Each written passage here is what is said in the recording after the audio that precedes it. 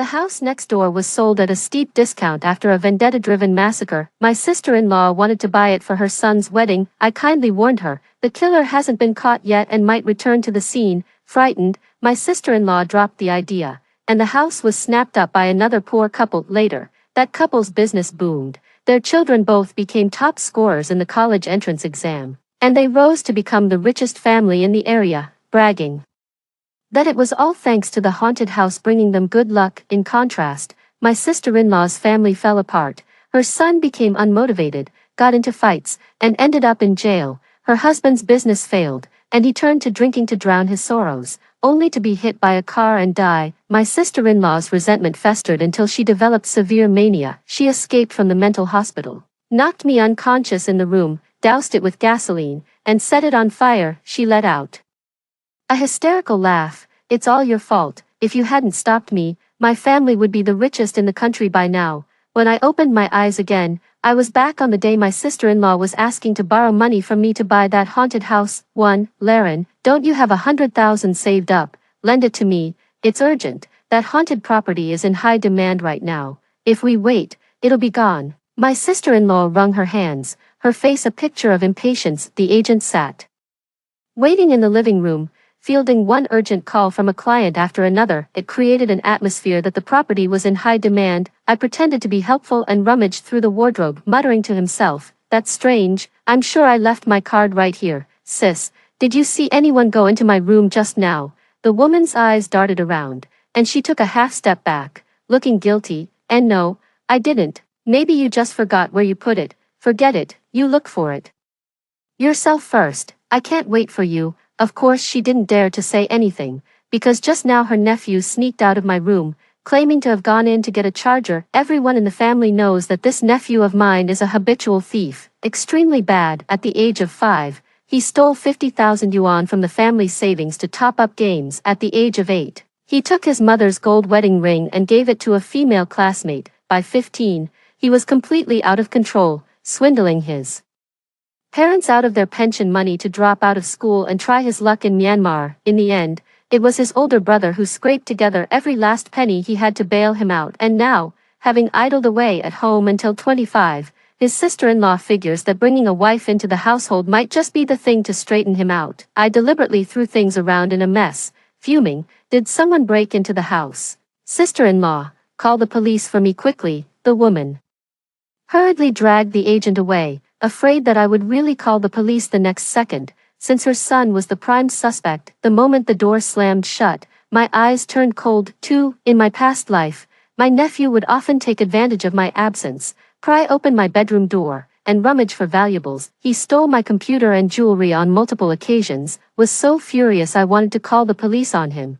But my brother stopped me. If he gets arrested and has a record, it'll ruin his chances of becoming a civil servant. I'm counting on him for my future. My parents tried to guilt-trip me with family obligations.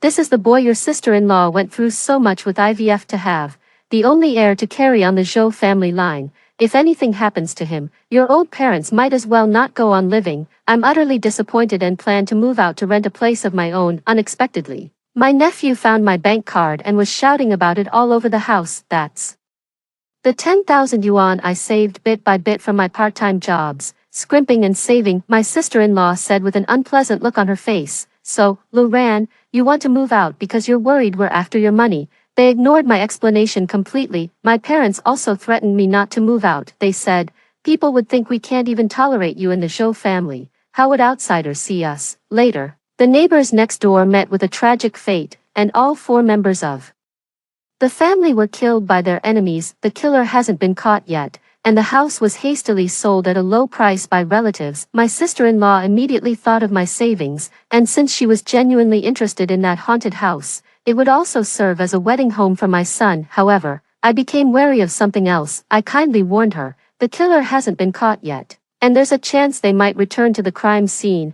My concern wasn't that they'd face retaliation, but that the murderer was a cold-blooded killer who might end up dragging me down with them. It was only then that my sister-in-law realized the danger and backed down, feeling genuinely remorseful towards me. After she gave up, the house was bought by another impoverished couple, I heard they sold all their family land back home just to scrape together the down payment, to everyone's surprise, in less than 3 years. That couple started with a street stall, gradually expanded, and built a legitimate, thriving business. Both children became top scorers in the college entrance exam, lifting the family to local prominence and wealth, boasting to everyone that it was thanks to the haunted house that brought them good fortune. They even came to thank the sister-in-law with gifts of gratitude. In contrast, the sister-in-law's family faced misfortune. Her nephew was unmotivated, got into a fight and ended up in jail. Her brother's business failed, and he drowned his sorrows in alcohol only to be hit by a car and die. The sister-in-law,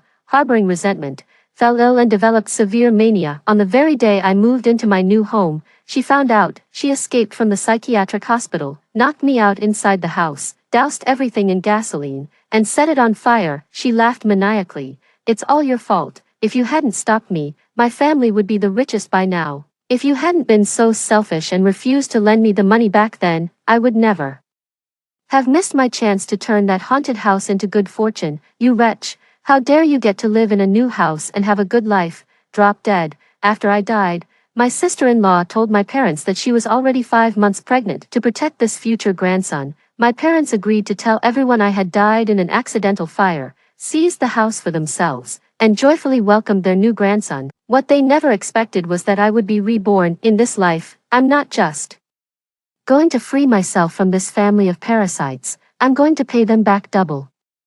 3. When my sister-in-law saw she couldn't get any money from me, she set her sights on our parents' pension. She even tried to ostracize me at the dinner table, saying, I originally thought Laren could chip in, but who knew she'd make up an excuse about losing her money. Sigh. It's clear she doesn't consider me family. Brother also showed a disappointed expression. Luran, you wouldn't even lend money to your brother and sister-in-law. You've been living in this house for so many years, eating, drinking, and everything else, and your sister-in-law hasn't said a word. I almost flipped the table and hit someone. How could they have the nerve to say those things? Half of the house we live in now was clearly bought with the scholarship money I earned as a student. Back then, my parents used the excuse that I was a minor, saying they'd just hold on to the money for me and return it as soon as I graduated. When the truth came out, they turned it around on me, claiming that after all the years of hard work raising me, it was only right that the money be used to support them later. In my very first month of working after graduation,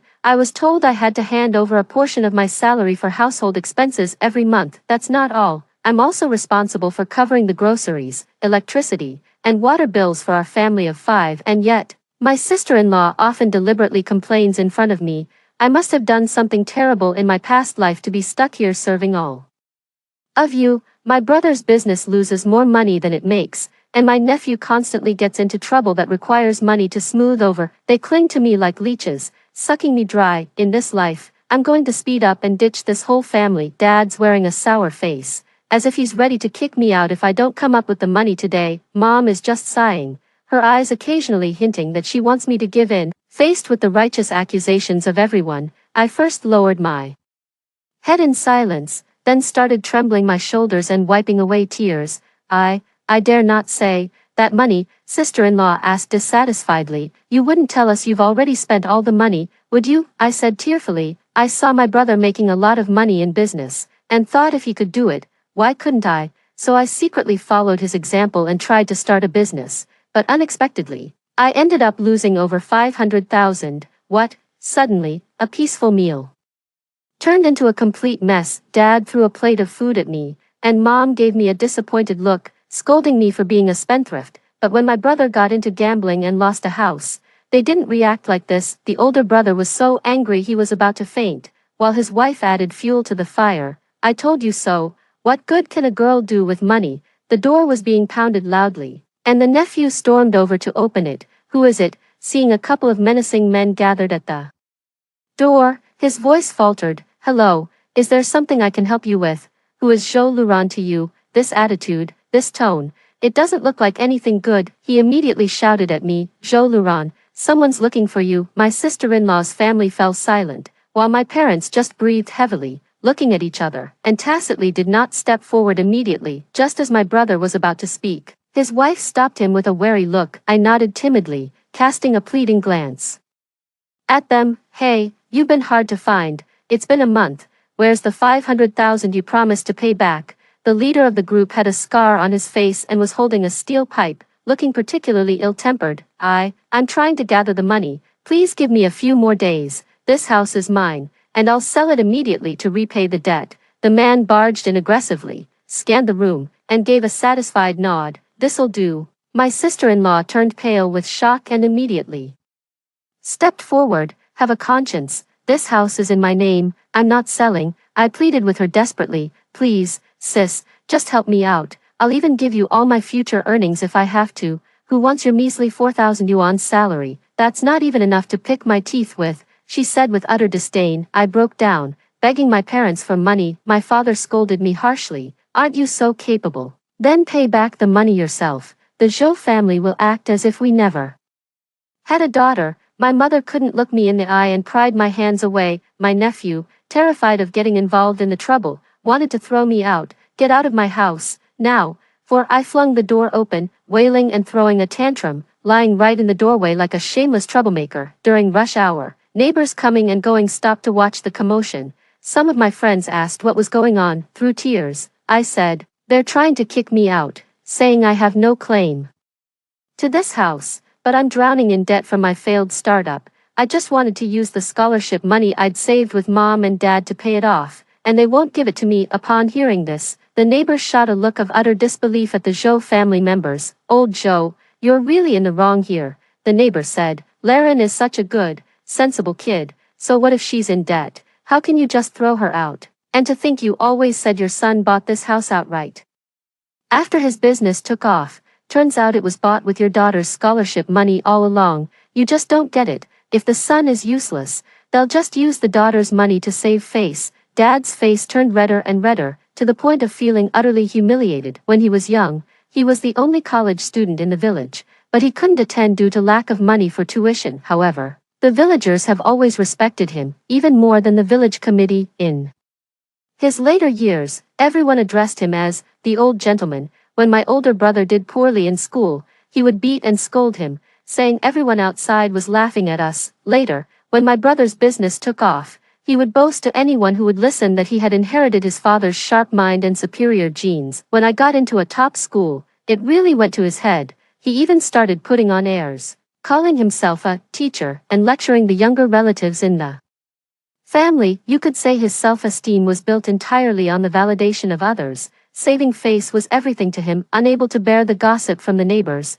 they coldly returned the scholarship to me. Since you were young, I've taught you siblings that one must take responsibility for their own actions. You made the mistake. You owe the money. Pay it back yourself. Until the debt is repaid, don't even think about coming back home. The Zhou family can't afford to lose this kind of face. What a righteous and unyielding image of a strict father. Willing to cut ties with his own kin, my sister-in-law was also anxious, embellishing the story about me to protect her son's reputation. You young girls these days, you can't control your spending. You're definitely chasing vanity, spending beyond your means, and resorting to online loans. I've been with your brother all these years, and I've been completely devoted to the family, not even sparing a penny for a handbag. I sneered inwardly. Can't bear to buy it, or can't afford it. My brother's business has been declining for a long time, just borrowing here and there to patch up and maintain appearances, and almost all the daily expenses of this household are from my money. After these words from the two, the neighbors' opinions changed again. They all criticized me for being immature and how could I get involved with online loans. At this moment, the debt collectors banged the wall with steel pipes and said, listen up, we're not interested in your family affairs. 50,000, I need it today, not a penny less. She's surnamed Zhou, and so are you. If I can't get the money from her, I'll come to you. A son's debt is the father's responsibility. Even the most timid nephew couldn't hold back when he heard they wanted to use his future assets. Why should I pay? She didn't think of us when she was spending money, but now that it's time to repay, she comes crawling back. Not paying. I hear you run a small company. I wouldn't mind bringing my buddies over for tea every day. A clear and present threat. My brother's expression looked like he wanted to tear me to pieces. This is all my fault. Soon, the crowd of onlookers grew. People from our complex, the neighboring one, even nearby vendors couldn't resist coming to gawk, gleefully shouting, well, if it isn't Mr. Zhou, the teacher who's always so strict about family discipline. The dignity my father had painstakingly scraped back together was shattered once more. His fingers trembled with rage, accustomed to wearing glasses and putting on airs of superiority. He now found his pride trampled underfoot repeatedly, all because of me. So, he declared loudly, "Jo Laren, I'll give you 300,000 to sever our father-daughter ties. From now on, you are forbidden from ever setting foot in the Jo household again." My sister-in-law tried to stop him, but it was too late, could only stare at me with regret. Finally, in front of many witnesses, I took the disownment document and 300,000, and left with those debt collectors. A kind neighbor who had watched me grow up showed a look of pity. What happened to this good girl to lead her astray? More people comforted the Jo family, praising them for having done everything they could, and complimenting Dad for being decisive and clear-headed. My head, which had been bowed, finally lifted after I got into the car. How was it? Did we act convincing enough? That's right. These debt collectors were all deliberately called by me to kill two birds with one stone, get the money back, and let me get rid of the Jo family honorably. Thanks, brothers, take this money for tea. I gave them 10,000 on the spot. Hey, just let us know if anything like this happens again. We're always available. 5. The next day, I went to court with the Jo family to officially sever ties through proper legal procedures. The moment I received the agreement, my hands trembled with excitement. My nephew, thinking I was sad, gloated, "Now we have an extra room at home, so my girlfriend will have a place to stay when she visits." My sister-in-law was still a bit upset and complained to my brother, "There will be one less person contributing to the household expenses, and the responsibility of supporting our parents now falls entirely on us. It's so annoying." Her brother comforted her, "We can just hold off on buying that haunted house for now. Let's wait until our situation stabilizes." The agent did say they could hold it for us. Right, her sister-in-law hesitated and nodded. I didn't want to say a word to any of them and turned to leave, my face full of smiles. 6. Sister-in-law will never realize that there's no such thing as a haunted house bringing good luck. Without self-effort, buying 10 haunted houses won't help. In their previous lives, that poor couple initially planned to settle down in that haunted house. Shortly after moving in, thefts frequently occurred in their home, and there were signs of locks being tampered with. They instinctively thought of the killer who hadn't been caught, likely watching them from the shadows, so they immediately shared this information with the police. To lure the killer out, the police asked them to continue staying there. On the day the case was closed, the police awarded them compensation for mental distress. With this initial capital, the couple started setting up their stall with peace of mind. Working almost around the clock, 20 hours a day, their hard work paid off, and once their business was on track, they brought their children to the big city, investing heavily in their education without hesitation. When they heard the perpetrator was released from prison, fearing retaliation, they decided to sell the house, hoping to make one last big profit. They spread the word that it was the haunted house that brought them their current success. Buyers drove up the price, doubling it. During this period, my sister-in-law literally drove herself crazy with anxiety. 7. I contacted an agent who deals in haunted houses. When I proposed to buy it, he was over the moon. It seems that the impression of a hot sale that day was all an illusion. Indeed, with the murderer still at large, few people have the guts to buy. "Miss Jo, if you're genuinely interested, I can give you a discount." I interrupted him. "Want to make more than this? If so, do as I say." The next day, I went to view the house. I happened to run into my sister-in-law who was on her way to buy groceries. Seeing my well-dressed appearance and hearing that I wanted to buy the house, she got anxious. "Where did you get the money?" I rolled my eyes impatiently. "Money can be borrowed, but opportunities lost will never come back." I had a fortune teller look into it. He said I'm facing a major calamity in my fate, and I need to live in a haunted house to ride it out. Once I get past this hurdle, I'm destined for great wealth. My sister-in-law was skeptical. After all, I was always the one telling the family not to put too much stock in fortune telling, that it's all a scam. I just shrugged and told the agent on the spot that we could finalize the deal once the money came through in a few days. My sister-in-law didn't even bother with her groceries anymore and stopped us. Wasn't it agreed that this apartment would be held for us? The agent looked uncomfortable. That was just a verbal promise I made when no one else was interested, but now, Miss Jo is willing to pay double the price. I'm not stupid. Double. Jo Laren, have you lost your mind, paying that much for a house where someone died? I pretended to be angry that she was trying to block my good fortune. What do you know, The master said that houses like this one, which have just been vacated, are the best for turning your luck around. Forget it, you can't afford it anyway. I have the money to start a new business now, and when I succeed, just don't come crawling back. My firm tone convinced her even more as I left the neighborhood. An elderly trash picker, deep in thought with his head down, tripped over a child's toy car. I was about to step forward to help when I suddenly stopped. The agent next to me quickly stepped forward, but before his hand even touched the elderly man, the old man dusted himself off and stood up on his own. Then he shook his head and walked off in the opposite direction. Strange. I've worked in this area for so many years and I've never seen this elderly man before. I'll call the neighborhood committee later to have them take care of him. I suddenly remembered something. In my previous life, the murderer pretended to be a homeless old man, wandering around the suburbs for a few days and then in the surrounding neighborhoods, which is why the police didn't suspect him. 8. That night, as soon as my brother got home from work, my sister-in-law pulled him over to discuss buying a house. If we don't act now, we'll miss our chance for good. Her brother told her not to listen to that nonsense. Besides, at most, our family can only afford the down payment. Taking on another monthly loan payment would just add more pressure. What kind of business can a woman run? She'll lose everything sooner or later. Sister-in-law has just calmed down a little, but it's not over yet. The hole I dug is just the first step. Sister-in-law often goes to the beauty salon for maintenance, and such places are never short of gossip. The client next to her just lay down, vowing to get a 10,000 yuan membership card. Such grandeur, it even made her sister-in-law stare in surprise several times. Not as young, not as pretty. Her sister-in-law secretly grumbled that if it weren't for marrying a good husband, this person might be picking up trash somewhere. The shop assistant chuckled. Sister Sue, you must be making a fortune. I heard your company was facing bankruptcy, but now it's resolved. Exactly. Not only has it been resolved, but we've also closed several big deals in a row. My husband even mentioned taking me to look at villas another day. Hearing this,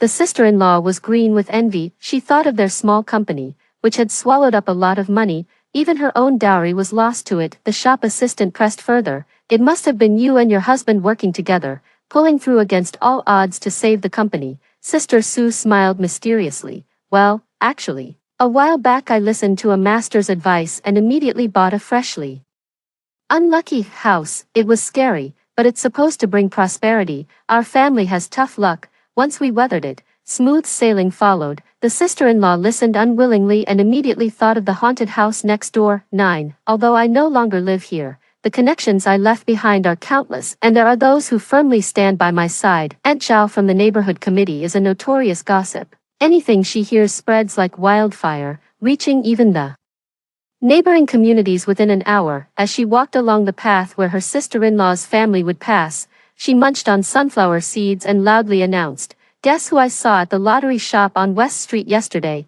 Who? Lu ran. My sister-in-law was in a rush to get to work, but when she heard someone mention my name, she stopped dead in her tracks, her ears perking up. Auntie Zhao, a real drama queen, launched into a vivid performance. Oh my goodness, you wouldn't believe it. That girl spent $10 on a lottery ticket and won $1 million. It nearly gave me a heart attack. What? $1 million? My sister-in-law rushed over to her, so furious she could barely catch her breath. Are you telling the truth? Auntie Zhao, who had never liked her, rolled her eyes. When have I ever told a lie? That girl was going on about how lucky she's been lately. She won the top discount prize when buying a car, got a 90% off deal on a tour package, and even ran into some tall, rich, handsome guy from Beijing while out to eat, who's now pursuing her. And on top of all that, this $1 million win.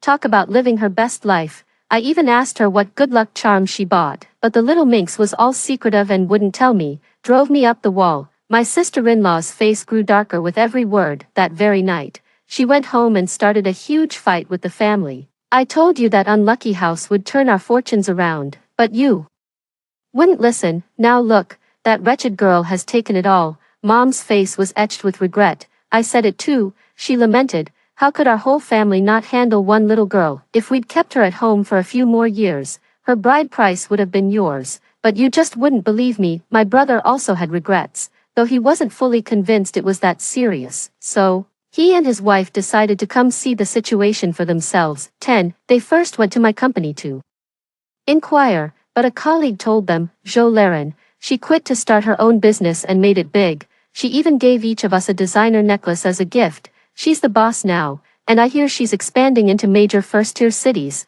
Hearing this, the two of them couldn't sit still any longer. My sister-in-law complained, if we had bought that haunted house back then, we'd be the ones living the high life now. My brother gradually calmed down and said, didn't you say we only paid a deposit? There's still time. The agent called me, absolutely delighted. You were right, Ms. Zhou, they've actually agreed to buy it for 3 times the price. All that effort I put into arranging this whole cast of characters was worth it. 11. Everyone thought the Zhou family had lost their minds, paying 3 times the market price for a house nobody else wanted. When they didn't have enough cash, they took out loans, put the family business up as collateral, and even dug into their parents' life savings. They bought the place and rushed to move in on the very same day. Only their nephew was apprehensive. They didn't even clean the bloodstains properly. What if there are ghosts? My sister-in-law was now utterly convinced she was about to become a wealthy woman. She smacked him on the head and told him to shut his mouth. And don't clean up this blood either. I consulted a master. Leaving the corpse's blood here increases the sinister energy, which means our future wealth will be even greater. That very night, the whole family held a celebration feast, happily dreaming of their impending fortune. Unbeknownst to them, from an inconspicuous corner downstairs, a pair of eyes was fixed intently upon them. 12. I learned the truth behind the murder of my neighbor's family. It turns out the head of the household was a contractor. His business had grown over the years, and with that growth came arrogance. He started withholding wages from his workers. A worker with a lame leg knelt, begging for his pay to cover his wife's medical treatment. The homeowner heartlessly drove him away. Day after day, the resentment festered within the lame worker. It finally erupted the moment his wife passed away.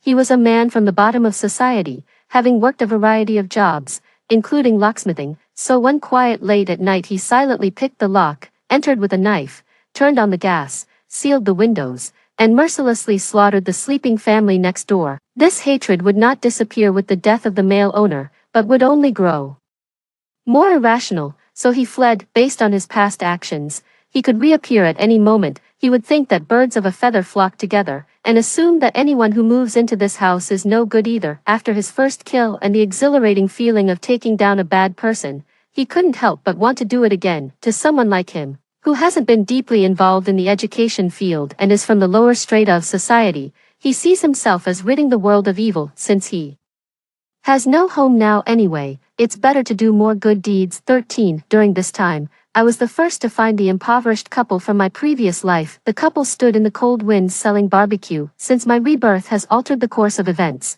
they didn't have the extra money to buy that haunted house. I invested in them as a kind-hearted person, providing the funding while they used the money to start their businesses. I also sponsored their children's education and promised to secure jobs for them after graduation. 14. I went to the police station to do what I most wanted to do, which was to report the loss of jewelry, computers, and other items. Suspects are easy to find. There are surveillance cameras in the community, and by comparing with the second-hand shop, the police quickly found evidence that the nephew had stolen the items. The nephew, still gaming at the internet cafe, was brought to the police station the next second. When he saw me, he had no idea what was going on.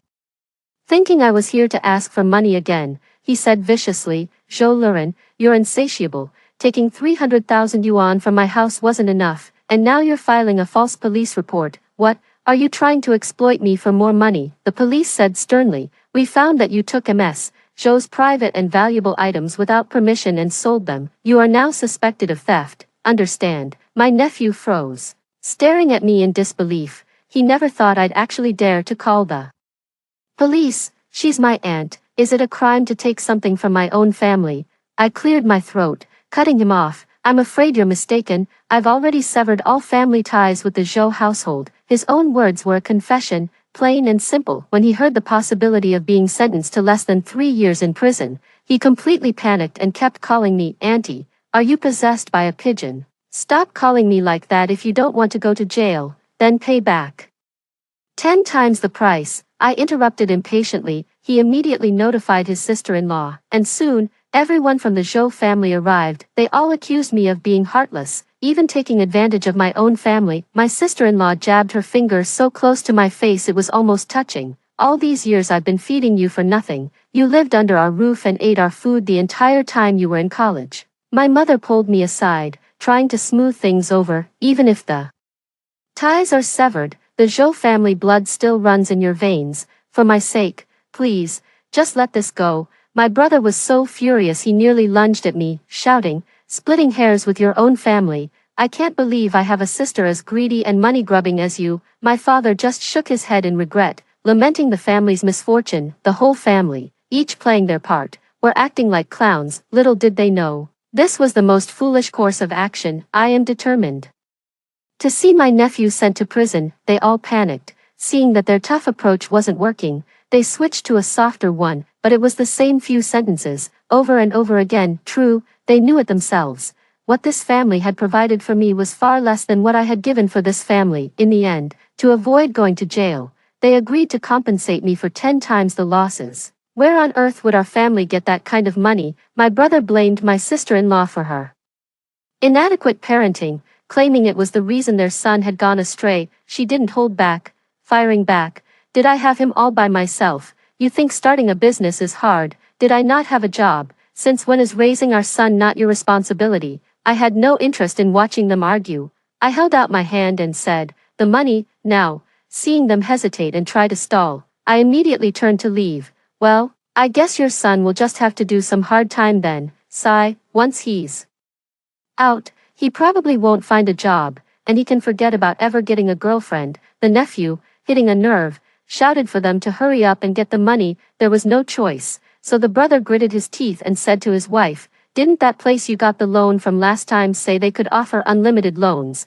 It's not a huge amount, and once I close that deal, our family will be able to turn things around. The wife wanted to say, of course you're not afraid, since it's not your ID being used. But then she thought of the glamorous and successful Su Jia from before. Why does someone like that get to live such a great life? So, she immediately called to borrow another sum of money. After the money was transferred, the Zhou family immediately told me to get lost, saying they never wanted to see me again. I cheerfully reminded them, don't sleep too soundly tonight, in case that killer comes back and chops you up. The nephew shuddered in fear and hid behind his aunt.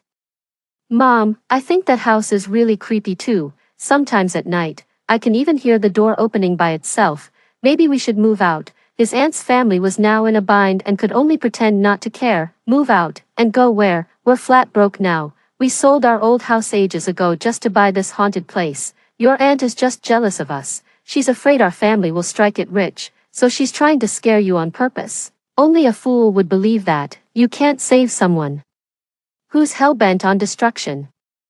15. Not long after, my sister-in-law's family called the police late one night. The sound of the sirens woke up everyone in the neighborhood. There's been another murder in that apartment, number 404. I saw it on the news. The limping worker tried his old trick again, aiming to strike a fatal blow while the Zhou family was sound asleep. Little did he know, the nephew had slipped out to meet his girlfriend and came back through the door just as the killer was about to strike. The terrified scream of the nephew, echoing in the moment of eye contact, woke everyone up and enraged the assailant. His long-term internet addiction had left this 20-something young man physically weak, unable to resist the crippled worker who was used to heavy labor. During the struggle, he was stabbed in the abdomen, and his cries alerted the neighbors. The crowd gathered, trapping the assailant, who then seized the weakest target, the mother, as a hostage. Whoever dares to come near, I'll kill her. He didn't know that his mother had a heart condition, and the shock caused her to stop breathing. With the only hostage gone and the police arriving,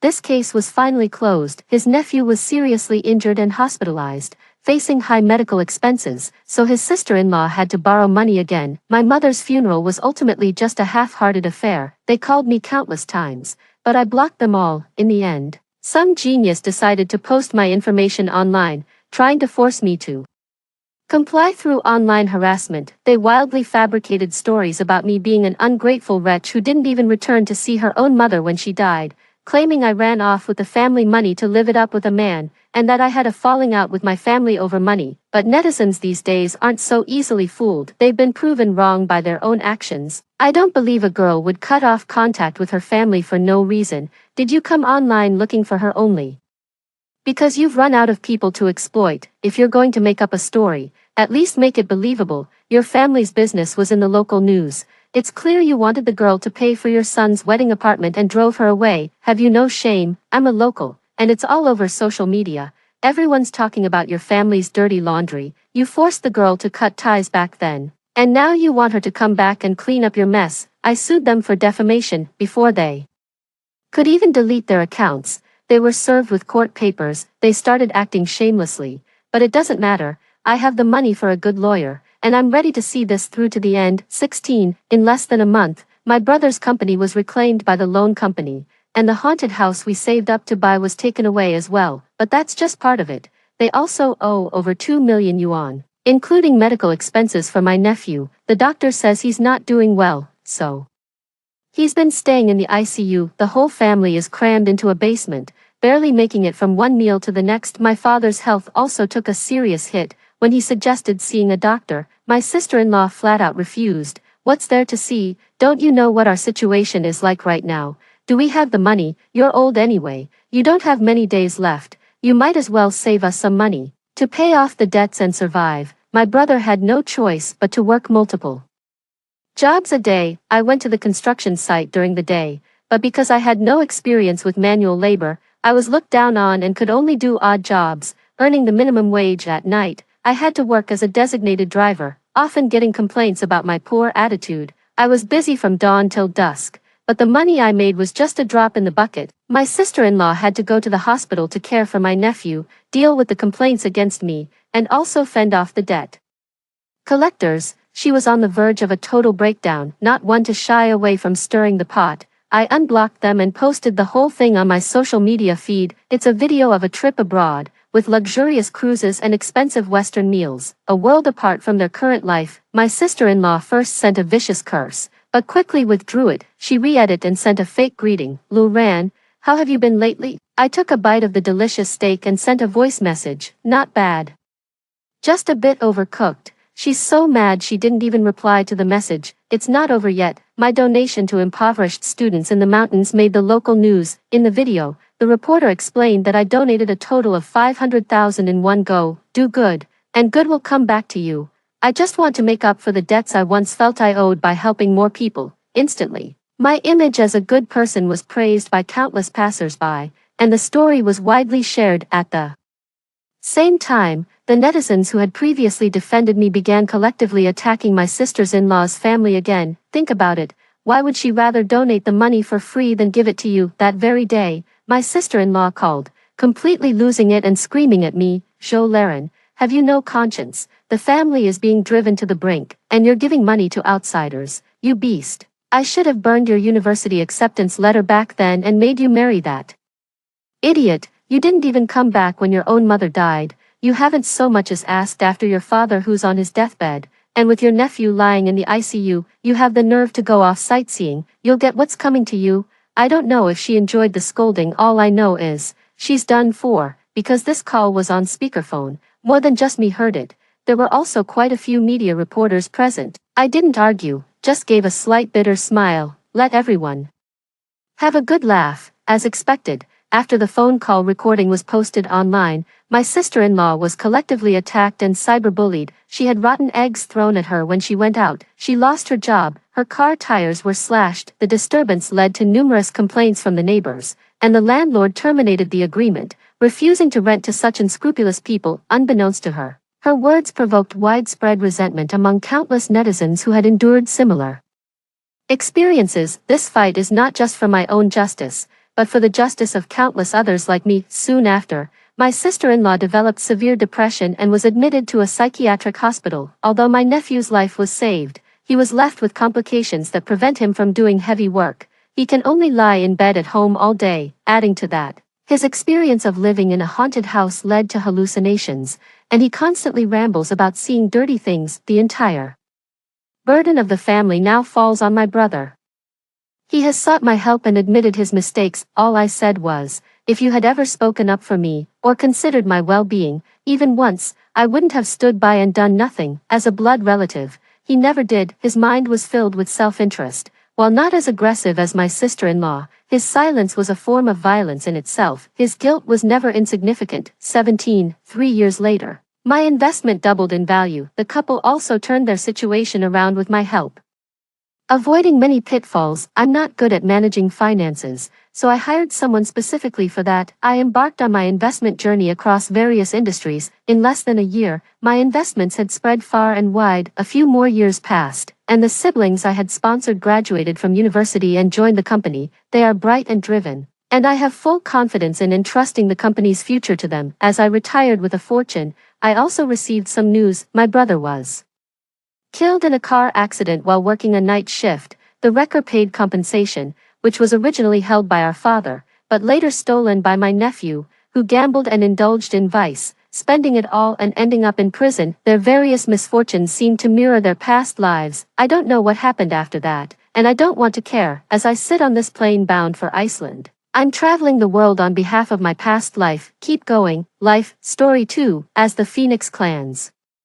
Most cherished princess, I was sent away to recuperate due to my frail health. In my absence, the Queen Mother adopted a foster daughter who usurped my identity. On the day of the Phoenix Princess's coming-of-age ceremony, dignitaries from across the realms gathered in celebration, with the Dragon Prince publicly proposing marriage to the royal heir, clutching a phoenix plume. The impostor Corvina gracefully held Prince Orion's arm and declared, "As the sole princess of the Phoenix clan, I shall honor this sacred union between our two noble houses." The entire assembly erupted in congratulations for the seemingly perfect match. I kicked open the banquet hall doors with a thunderous crash, the gust from my palm strike whipping across her face. Such insolence! What bastard spawn dares impersonate me? Corvina went flying several meters from the blow, her hairpiece knocked askew in utter disarray. Still unsatisfied, I delivered 2 more resounding slaps across her face. The onlookers stood aghast, staring at me in utter disbelief. My spirit companion Snow,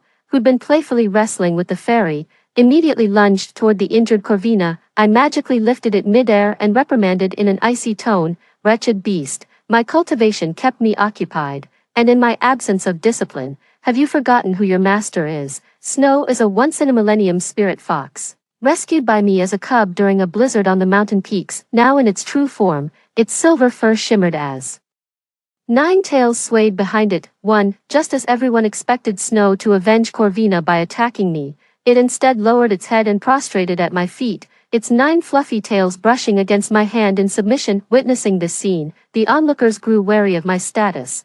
Not a soul dared to help Corvina to her feet, tears welling in her eyes. Corvina covered her face and shakily rose, clutching Orion's arm as she glared at me with humiliated fury. "Aurelia, you're nothing but a stray my mother took pity on. Out of kindness, we treated you like family, yet you dare impersonate me in her absence. You even bewitched my spirit beast into serving you. Today's my coming-of-age ceremony. Spare me your disgrace. Get out." The moment these words were spoken, the entire hall erupted in uproar. Her dear friend Princess Sylvia of the Clam clan flushed crimson with rage, charging forward to hurl insults at me. "You ungrateful bastard, how dare you cause a scene at the Phoenix Princess's coming-of age ceremony." Princess Zinnia of the Koi clan also stepped forward, glaring at me with folded arms and visible fury. "Indeed, our Lady Corvina isn't just the Phoenix clan's sole imperial princess, she's also the Dragon Crown Prince's consort. How dare a motherless bastard like you presume to slander her?"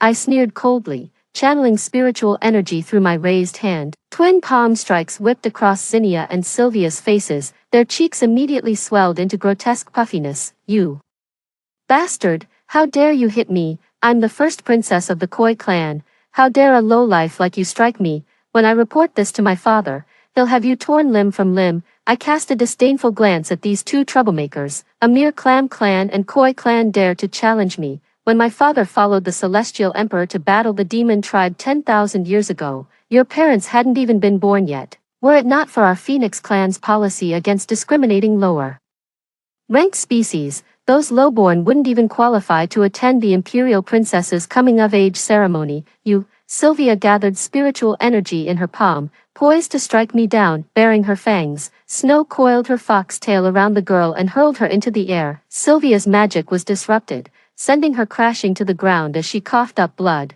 "How dare you?" Corvina's neck flushed crimson with rage, her dagger-like glare practically carving into me as she pointed and spat venomous words. "You bastard, Don't think mother's favor gives you license to run wild and ruin my coming-of-age ceremony. When mother arrives, I'll have her skin you alive." I arched an eyebrow. Zinnia stepped forward to help Sylvia up, glaring at the surrounding guards with undisguised hatred as she spat.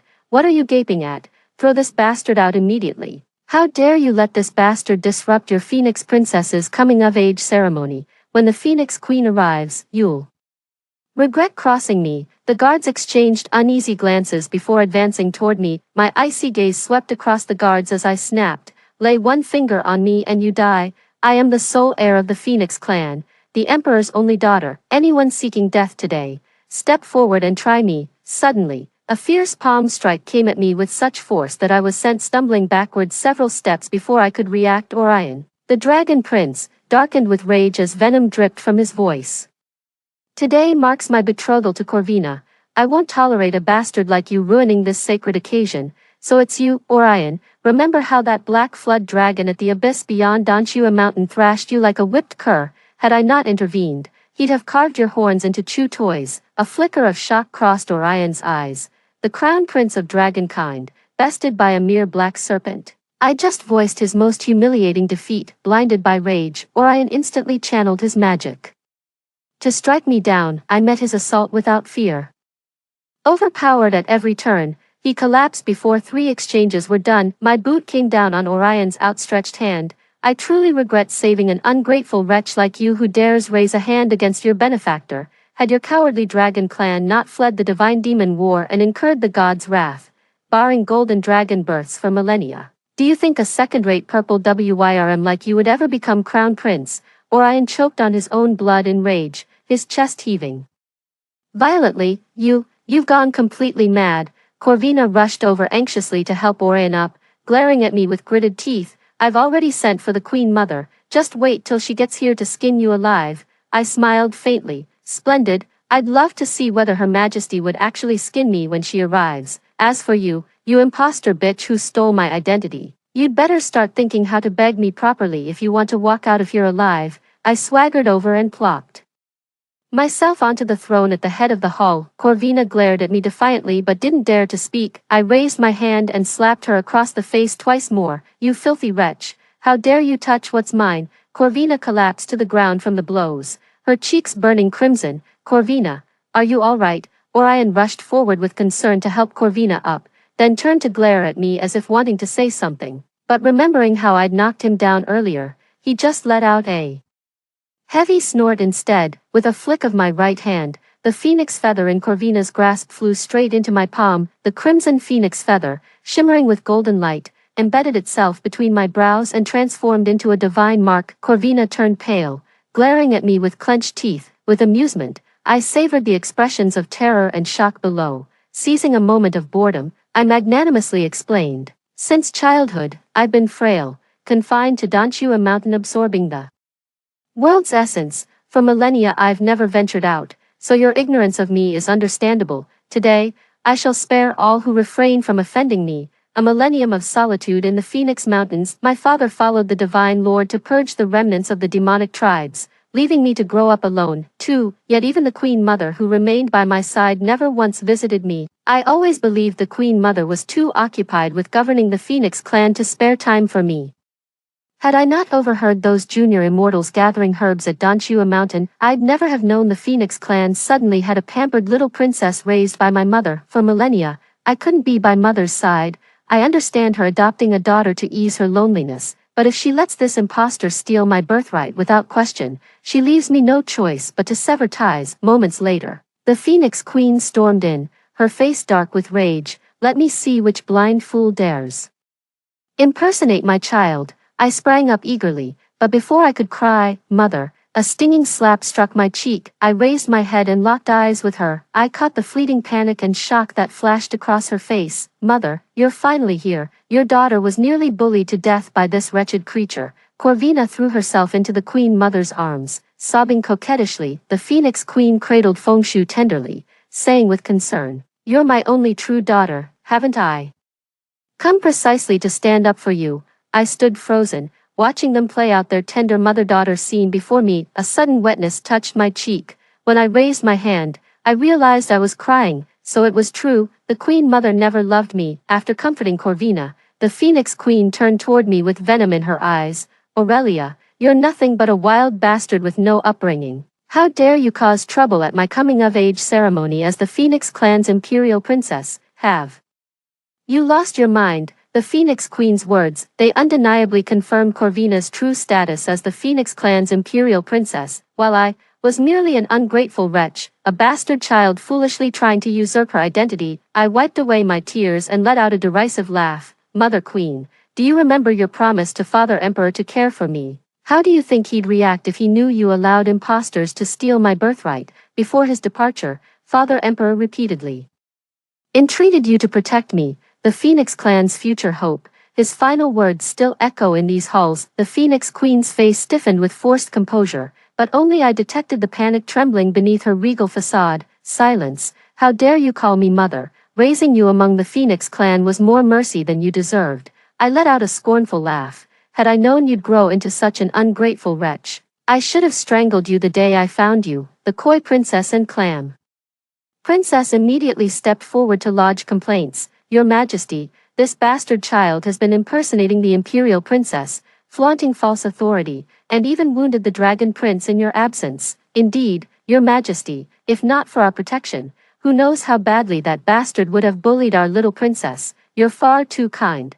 Were it up to me, I'd have skinned her alive to avenge Corvina. Orion wiped blood from his lips, casting a pleading glance toward the Phoenix Queen. Your Majesty, that bastard somehow mastered forbidden arts. Her spiritual power has surged beyond even my ability to counter. When I challenged her earlier to defend Corvina's honor, she wounded me instead. As the words faded, Corvina tenderly caressed Orion's face with aching heart. Brother Orion, it's all my fault for showing mercy and saving that wretched creature years ago. You'd never have been hurt by her otherwise. Orion gazed back at Corvina with equally affectionate eyes. For you, I'd gladly face death itself. How utterly insolent. Aurelia, kneel and apologize to Corvina and Orion now, and I might spare your life. Otherwise, don't blame me for abandoning our past bonds. The Phoenix Queen's brow furrowed tightly, her eyes blazing with fury. Her icy, merciless voice rang in my ears yet pierced straight through my heart. I let out a derisive laugh and sneered.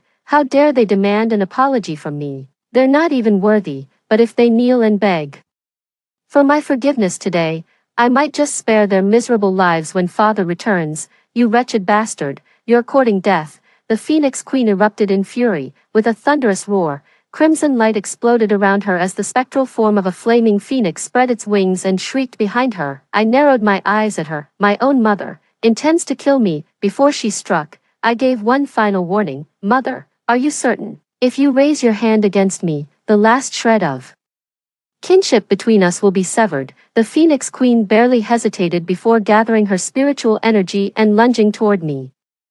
This was the Phoenix clan's killing technique. She truly meant to end me. With bitter resignation, I closed my eyes and spread my arms to embrace her assault. Just as her energy was about to strike, blinding golden light erupted around me. A pair of phoenix wings unfurled from behind, cradling me like a protective embrace and deflecting the Queen's attack. This is the heartguard feather my father left me before his departure. Father's resonant voice still echoes in my ears. Aurelia, with my heartguard feather protecting you, no harm shall befall you. Surging spiritual energy erupted in all directions. Everyone present except the Phoenix Queen was sent flying and knocked to the ground. I opened my eyes to see the Phoenix Queen staring at me in astonishment. You can't harm me.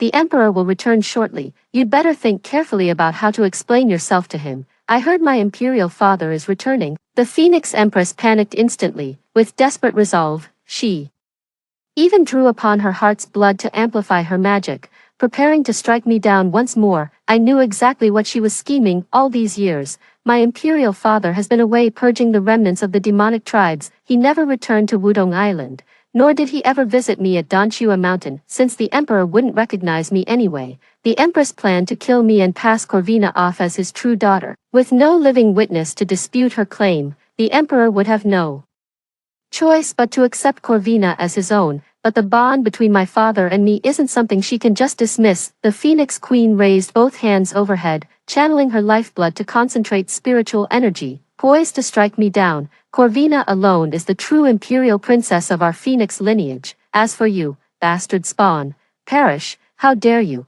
Before the Phoenix Queen could complete her incantation, a thunderous roar echoed through the hall as a surge of spiritual energy struck her, forcibly interrupting her spellcasting. Overwhelmed by the tremendous force, the Phoenix Queen collapsed, coughing up blood. Following the sound, there stood my father, the Emperor, striding forward with hands clasped behind his back. "Say it again. Who is the true princess of our Phoenix clan? Whose death are you demanding?" The entire court gasped under the crushing pressure of my father's divine aura. "All hail the Phoenix Emperor, Aurelia, father has returned." My father spread his arms wide, gazing at me with tender affection. My nose stung with emotion as I threw myself into his embrace. "Father, you're finally back. Your only daughter was nearly bullied to death." With that, I pointed at the three people whose cheeks I'd slapped swollen, pouting playfully at my father, especially those three. What my mother didn't know was that while my father couldn't return physically, he often met with me through the Phoenix Feather mirror. I'd already sent word to my father the moment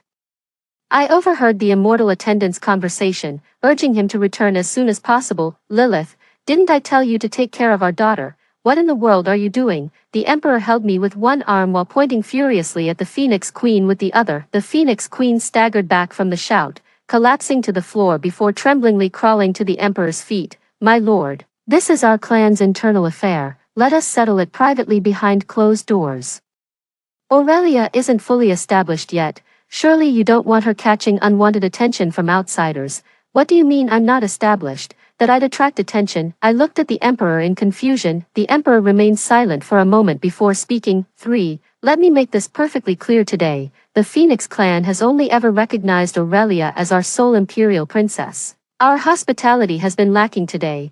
We must ask you all to take your leave now. As for the Clam and Koi clans, I shall pay them a visit soon to personally ask those old fools how they raised their daughters. The assembled guests dared not speak another word, bowing respectfully before filing out in silence. Only Sylvia and Zinnia remained, weeping as they knelt before me, kowtowing desperately for mercy. With a sweep of his hand, the Emperor hurled them out and slammed the palace doors shut. Only the four of us remained in the hall. The Emperor struck the Phoenix Queen across the face without hesitation. The Queen's cheeks swelled instantly, yet she dared not protest, shielding Corvina behind her like a mother eagle protecting her chick. "If my lord must vent his anger, direct it solely at me. Spare Corvina from harm." The Emperor laughed in cold fury. "After all this time, you still defend this bastard of unknown origin. You're no longer fit to be Phoenix Queen. As for this bastard, skin him alive and throw the carcass into the frozen abyss." The Phoenix Queen finally panicked, crawling to my feet and desperately clutching my robe as she pleaded, "Aurelia, Aurelia, speak for your mother, please. When I first gave birth to you, you were too frail to leave Vermilion Peak. Then your father abandoned me, leaving me alone to rule the Phoenix clan. If not for Corvina keeping her majesty company, how would the Queen Mother endure these endless nights?" I looked down imperiously at the Phoenix Queen. "I'll spare her life. On one condition." The Phoenix Queen and Corvina's eyes instantly lit up as they nodded frantically. "Absolutely, I'll agree to any terms." I let out a soft chuckle before enunciating each word deliberately. "I want Corvina to be my personal maidservant." What? Corvina had long forgotten the vast difference in our current social standings. She scrambled up, eyes blazing, and pointed a trembling finger at me. "How dare you, a nobody, demand I serve as your maid?" Silence. "Aurelia offering you the maid's position is a chance for redemption. How can you be so ungrateful?" The Phoenix Queen slapped Corvina hard across the face, then kicked her knees to force her into a kneeling position before me. "How dare you not pay respects to the young imperial princess?" With tear-filled eyes, Corvina shot me a defiant glare before reluctantly kowtowing with forced obedience. "This humble one greets the imperial princess." The Phoenix Queen finally let out a relieved sigh when she saw I'd stopped giving Corvina a hard time. As I raised my eyes, I caught a fleeting glimpse of malice in the Phoenix Queen's gaze. The more she acted this way, the more suspicious I became. A smirk curled at my lips. I was determined to uncover whatever secrets they were hiding. Having just returned, the Emperor had urgent clan matters to attend to and departed in haste. I returned to the palace with Corvina following behind me, now dressed in maid's attire. Never had I seen such resplendent halls. Even the beaded curtains were strung with rare spirit pearls. Centuries in the making, yet with but a flick of my wrist, I reduced those precious orbs to dust, tacky trash. Get every last relic of the previous decor out of my palace this instant. Word of the banquet hall incident had spread like wildfire. The entire court now recognized me as the true Phoenix princess. None dared show anything less than absolute devotion to my commands. Servants scurried in without delay, hauling away every trace of Corvina's former possessions. Corvina watched heartbroken as I destroyed her cherished possessions, grinding her teeth.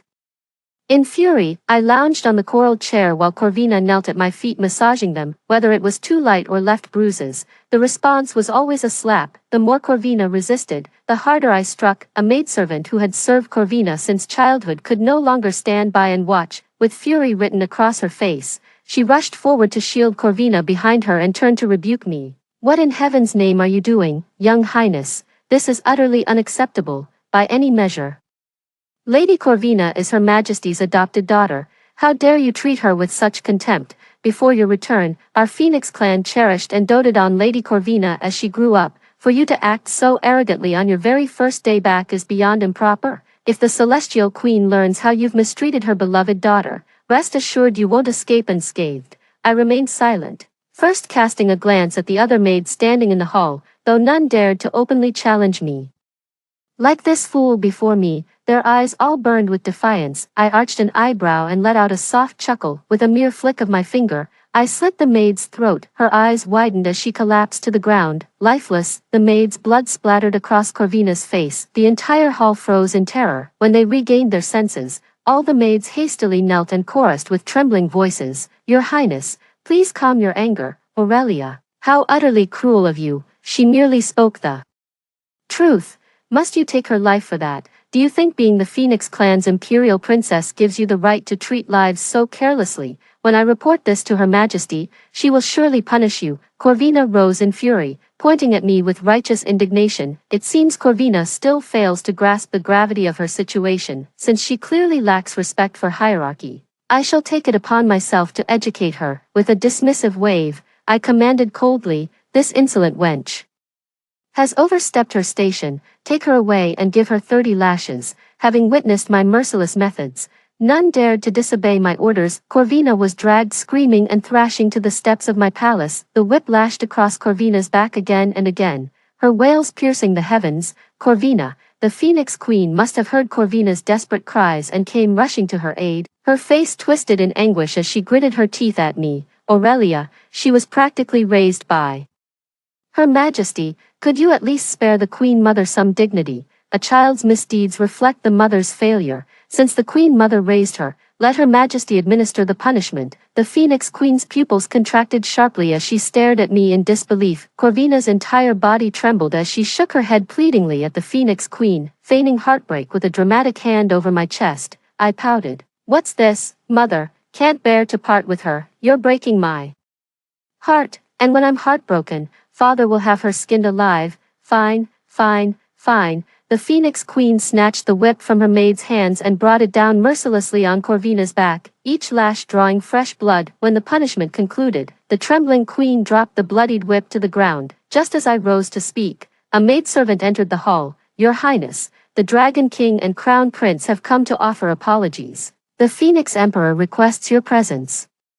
I nodded and stepped past Corvina, casting a glance at the Phoenix Queen who was tending to her wounds. The Phoenix Queen lifted her gaze, meeting my eyes. I shot her a challenging look, curled my lips slightly, then walked away without a backward glance, leaving the two behind to weep in each other's arms, mother and daughter, one in physical agony, the other in heartache. Only I was left feeling absolutely exhilarated. In the imperial palace of my father, the Dragon King stood beside my father, bowing with clasped hands while murmuring incessantly. Orion knelt nearby with his head lowered. Upon my arrival, the Dragon King immediately rushed to my side, pleading with servile humility, "My son Orion has been utterly disrespectful. I've already disciplined him by breaking his legs, so I beg your Highness not to hold this against him. Our clan has brought numerous rare treasures for your Highness. We humbly request your gracious acceptance." I glanced at the mountain of treasures piled in the grand hall and nodded at the Dragon King. "You're forgiven, you may leave now."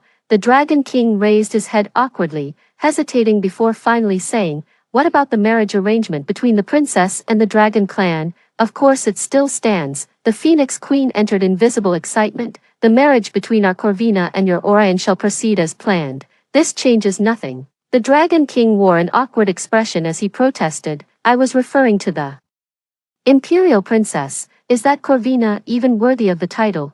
Some low-born wretch of unknown origin dares dream of marrying into our dragon lineage as the crown princess. For millennia, the dragon clan has failed to produce high-ranking descendants, thus they pin their hopes on me, the purest-blooded Phoenix Imperial Princess, to break heaven's curse and bear them a golden dragon heir. With that, he ignored the Phoenix Queen's stormy countenance. The Dragon King then forced Orion to kneel before me, pleading, I beg you, young princess, should you consent to this union, our dragon kin shall obey your every command without the slightest disrespect. When I remained silent, the Dragon King continued, if all else fails, Orion could marry into the Phoenix clan.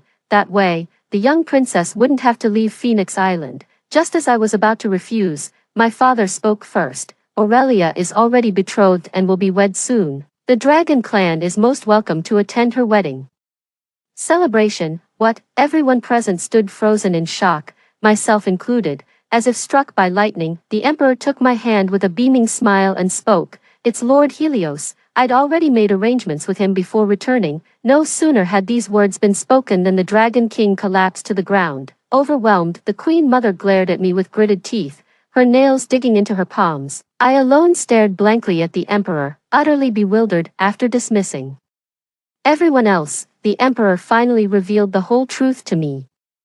Aurelia, you've come of age. There are certain matters your father must now disclose. The truth is, Lilith isn't your birth mother. Your real mother is the ancient divine Phoenix. It was from my father's words that I finally learned the truth of those days. Turns out my mother, the ancient divine Phoenix, perished during the Celestial War when I was still in embryonic form. To protect me, she placed me within the Phoenix Queen's womb, where I was carried to term. The Phoenix Queen was merely a handmaiden serving my mother at that time. Through tears, she vowed to my mother that she would protect me alongside the Emperor. That was precisely why His Majesty later elevated her to Phoenix Queen. Had I known she'd treat you this way, I'd never have trusted her with your care. As for your betrothal to Lord Helios, it was arranged by your mother. I've personally vetted the young man. He's quite decent. I nodded, feeling the divine Phoenix bloodline coursing faintly through my veins. So this is how much my mother loved me. Why then does the Phoenix Queen dote so on Corvina?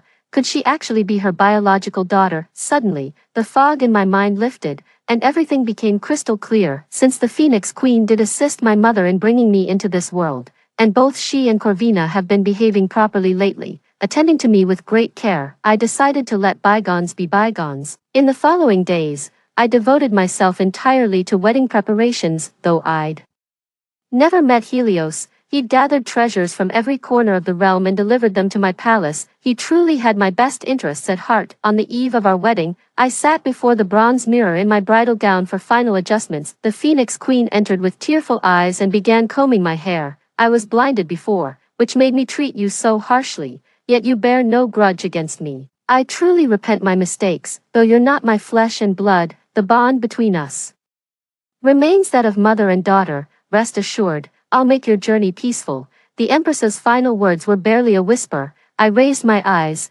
meeting her gaze reflected in the bronze mirror. The Phoenix Queen curled her lips in a sinister smirk, her eyes glinting with venom. The next instant, I felt my entire body bound as consciousness slipped away, collapsing to the ground. The Phoenix Queen finally revealed her true nature, looking down at me with cold superiority. Your mother's already dead. Why cling to life? Why not join her in the underworld? For, how impressive, Mother Queen. Corvina emerged from behind the beaded curtain, linking arms with the Phoenix Queen while kicking me disdainfully. You fatherless, motherless wretch dare order me around. Had you stayed quietly in Danchua Mountain, I might have spared your life. Who knew you'd be so ungrateful? Once I extract and consume your core, I'll take your form and ride the bridal sedan to marry Lord Helios. The Phoenix Queen continued, once it's done, they'll have no choice but to accept it. After you're gone, my own daughter shall be the sole imperial princess of the Phoenix clan. The triumphant laughter of mother and daughter echoed through the palace halls. Then came a searing pain in my chest as my golden core was brutally ripped from within me. Throw her into the frost abyss.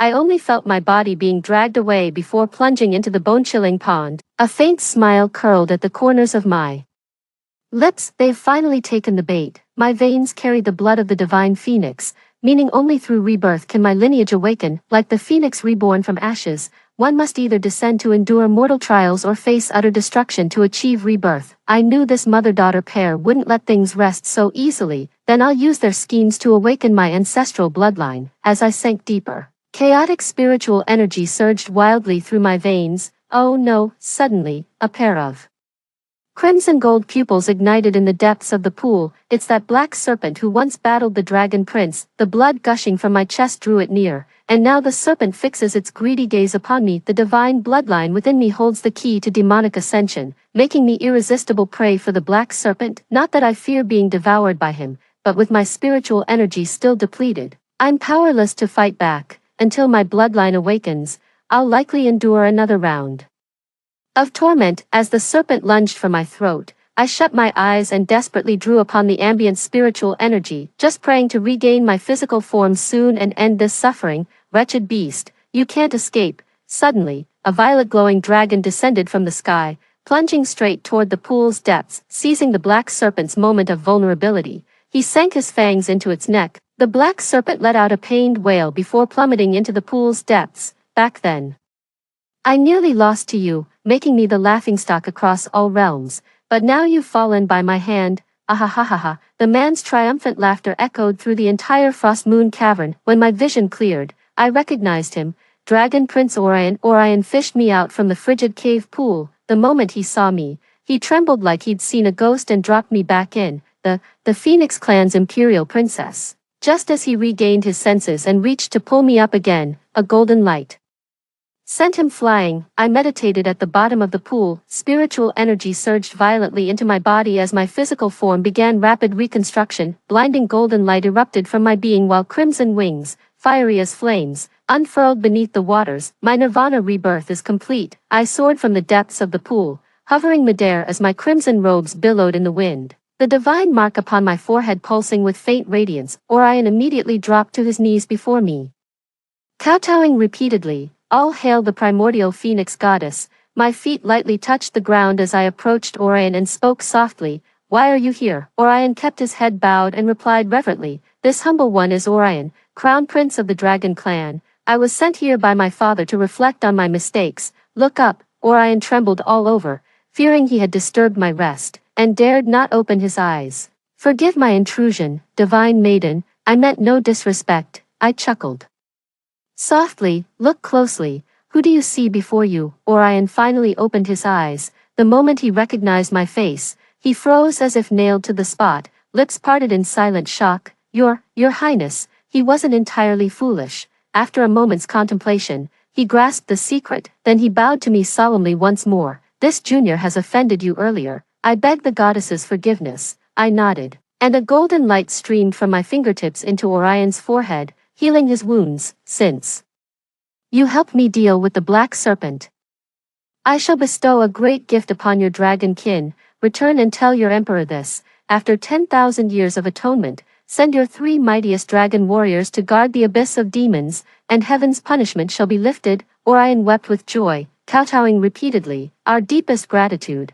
divine maiden, our eternal thanks. Emerging from the Frostfall cavern, I spotted a streak of rosy clouds on the horizon, the telltale sign of the Phoenix clan's princess preparing for her wedding procession. Then it's time for my vengeance. I strolled leisurely back to my palace. All the handmaidens were engrossed in their tasks, none noticing my return. Corvina sat before the bronze mirror, already adorned in the Phoenix coronet and ceremonial robes, her face now bearing my likeness. My daughter is truly radiant. The finest treasures across all realms rightfully belong to you. The Phoenix Queen gazed at Corvina's face with undisguised pride. I strode into the bedchamber and let out a derisive laugh. This divine beauty is mine alone. What concern is it of your daughter? Surprised, Lilith, your sovereign has returned. The Phoenix Queen and Corvina both turned toward me with stunned expressions. Why you? Who are you? Who do you think I am? I struck the Phoenix Queen's chest with my palm, sending her flying meters away where she collapsed motionless. Mother, Corvina rushed to help the Phoenix Queen up, shooting me a venomous glare. This is my wedding day with Lord Helios. How dare you act so insolently? Corvina's eyes burned with absolute conviction, shook my head. Did this fool truly believe stealing my core would make him my replacement? Just as I was about to deal with him, an agitated voice rang out, the goddess has descended upon us. As I stepped out of the palace, I beheld a miraculous sight. Countless birds gathered overhead, at the cry of a sacred phoenix. The entire flock bowed in reverence toward me. In that instant, divine hymns resonated.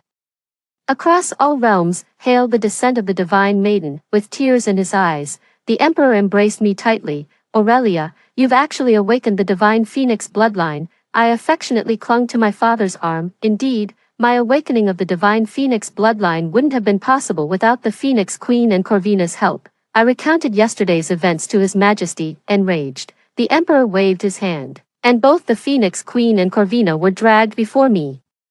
Outrageous, you vile wretches! Seeing His Majesty raise his hand to strike them down, I immediately intervened. Letting them die like this would be far too merciful, don't you think? Corvina trembled violently like a sieve, kowtowing to me repeatedly with tears streaming down her face. Divine maiden, spare me, I beg for your mercy. I was wrong, I truly admit my wrongdoing. It was her, she made me do it, she's the one. Please don't kill me. Corvina was still wearing my face, and the sight of it was downright irritating. With a flick of my finger, my golden core flew out from her body and landed in my palm. The core spun and pulsated excitedly in my hand before finally returning to my body. On top of that, I also extracted Corvina's core. Stripped of her inner core, Corvina instantly reverted to her true form. Corvina was actually a black crow. The bloodied crow now lay crumpled on the ground, flapping its wings in grotesque desperation. Corvina, Corvina, the Phoenix Queen wailed as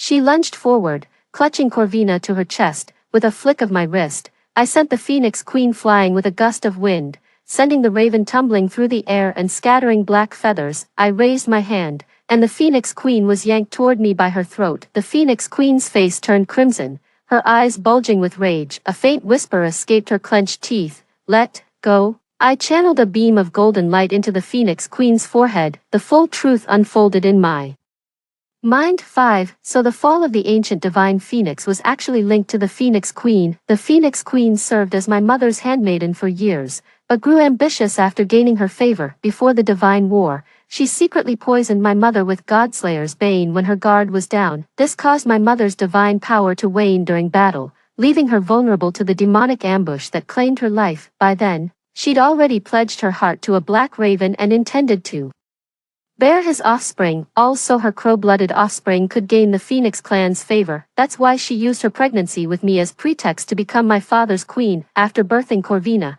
she proclaimed her as the Phoenix clan's sole imperial princess. I flung the Phoenix Queen onto the ground. The Phoenix Queen gasped for air. I was wrong, please, I beg you to spare my life. If only for the sake of my years of loyal service to the ancient divine phoenix. How dare you mention my mother? I raised my hand, channeling spiritual energy to strike the Phoenix Queen's chest. The Phoenix Queen crashed onto the palace steps, blood gushing uncontrollably from her mouth. Now I shall send you to atone for my mother's death. With a flick of my finger, the sky darkened instantly as divine lightning descended, striking directly into the Phoenix Queen's body. After the piercing scream, I shattered the Phoenix Queen's mortal form in an instant, yet I spared a wisp of her soul, casting it into the abyss to suffer eternal torment from demonic hordes. Atonement for my mother's suffering. I approached the black raven. The black raven flapped its wings twice. I summoned another bolt of lightning to strike Corvina. In an instant,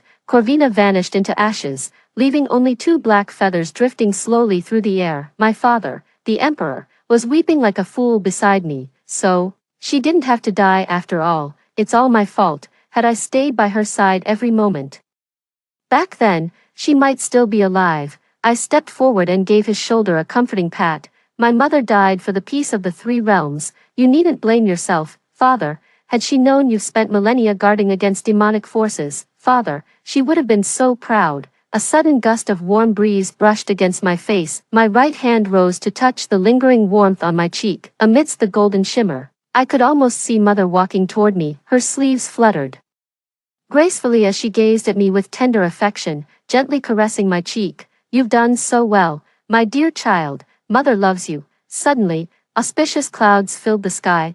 bathing everything in radiant twilight hues. Tears welled in my eyes. I knew this was my mother blessing me on my wedding day. I donned the phoenix robe and stepped out of the palace. The entire phoenix tree was encircled by dragons. Their earth-shaking roars echoing across the land. The entire dragon clan knelt in unison, proclaiming, "We bid farewell to the divine maiden on her sacred matrimony." I looked up. Lord Helios descended from the highest heavens in wedding attire, extending his hand toward me. "Aurelia, I'm here." Amidst blessings from all corners of the realm, I stepped into the bridal sedan. Having ascended the ninefold heavens, I gazed upon the abyss and witnessed the Phoenix Queen writhing in torment beneath the onslaught of countless demons. I turned away, receiving the prostrations of 10,000 deities. I alone am the supreme sovereign of heaven and earth. None shall ever take my place. The end. Next story. When the extreme cold weather arrived, I was lying on the sofa, munching on grilled skewers, with the meat sizzling and spitting fat on the stove, comfortably warming myself by the fire and sipping tea. I created a group chat with my ex-boyfriend and best friend, who were both struggling on the brink of life and death, and sent them a video. I asked them with a smile, "Want some?" I was reborn. In my previous life, I discovered my boyfriend Anthony's affair with my best friend Allison and uncovered their plot to swindle my money and take my life. Enraged, they pushed me out of the door, and to my utter disbelief, it bizarrely began to snow heavily in what should have been a September weather. The temperature plummeted to -50 degrees overnight, and there I was, frozen to death at the doorstep, filled with hatred. As my consciousness blurred, I cursed them, vowing that if I had another life, I would make sure this treacherous couple could neither live peacefully nor die easily. What was an extreme cold that numbed me was suddenly replaced by intense heat, and someone nudged me. "Alyssa, hurry up, please." I opened my eyes in surprise to find myself standing at the entrance of my company, blocking the way as my colleagues behind me grew impatient. "What's happening?" I instinctively checked my phone. It was August 13th. I had actually been reborn, sent back to 20 days before my death. I was both shocked and overjoyed, first laughing and then crying uncontrollably. I wanted to rush back and kill those betrayers immediately, but I soon calmed down, remembering the sudden and unprecedented freak snowstorm that occurred just before my death. This summer was exceptionally hot, everyone dependent on air conditioning for survival, and it was only by the end of August that it started to cool down a bit. Who could have imagined that right after September began, I would be frozen to death? So, the most important thing for me now wasn't seeking revenge on those betrayers but finding a way to survive the upcoming unpredictable cold spell. Ignoring the looks from colleagues who thought I had gone mad, I went to resign from my job. Then, I returned to the house I shared with Anthony and packed up all my important belongings. However, I wasn't in a rush to leave. On the way back, I had already decided that even if I were to leave, I wouldn't let him off easily. I found Anthony's documents and downloaded several loan apps, entering his information into them, then cooked a great meal, waiting for Anthony to come home from work. When Anthony came home and saw me with a sweet smile and a table full of dishes, he was astonished. I gently told him that I planned to sell one of the houses my parents left me to buy the house he had his eye on for our marriage home. Anthony and Allison had been plotting how to coax me into selling my parents' house to get my money, and seeing that I was finally willing to sell, he was overjoyed and came over to kiss me. I pushed him away. "Let's eat. I've taken a week off, and I need to meet with the agent first thing tomorrow." During dinner, I playfully pulled out my phone to make a funny video with him. Anthony usually hated being filmed, but now that he needed me to sell the house, he was completely accommodating, blinking when asked to blink and shaking his head when asked to shake. Seeing that over $1 million in loans had been deposited into the apps, I uninstalled the apps and put down my phone with a laugh. I can't seem to get it right. Let's stop filming." We both enjoyed that dinner very much, and the atmosphere was exceptionally harmonious. The next day, after Anthony went to work, I packed up my belongings and left with my cat Coco. My parents left me 2 properties before they died. One was in the city center, a school district house which I had rented out since I lived in a boarding school during high school. The other was a small villa at the foot of Zijing Mountain, on the outskirts of Ning City. Although it was in a remote location and couldn't compare in price to those in the city, it provided the perfect escape. Selling the apartment would easily allow me to upgrade to a better property in the city, but this place is my home, and I could never bring myself to sell it. The house had been unoccupied for a long time, while I had it cleaned. I pondered how to prepare it to withstand the deadly cold spells that were coming. Could I rely on underfloor heating? or air conditioning, neither option was feasible. The heavy snow would surely freeze the pipes and crush the electrical wires, making it impossible to depend on such amenities for warmth. Then it hit me, the bomb shelter. I suddenly sprang into action, rushing to the basement. On the east wall, there was an iron door. I grabbed the rusty handle and pulled hard, a cool breeze hitting me as I opened it. This was the place. When my father was renovating this house, the wall adjacent to Mount Zijin unexpectedly collapsed, revealing a bomb shelter built during the war era. The shelter was 4 meters wide and 50 meters long, naturally insulated to stay cool in the summer and warm in the winter. It was also quite dry inside, so my father cleaned it up and turned it into our storage room. During the summers, my family of 3 would sleep there, enjoying the cool retreat. My mother often joked that the shelter saved us a lot on electricity bills. With this temperature-stable shelter, why should I fear extreme weather? I had the cleaners tidy up the shelter and hired some workers to lime wash the interior. By the time we finished, it was already dark. Anthony called, his voice dripping with emotion, inquiring about the house sale. I gave him a few perfunctory replies and hung up.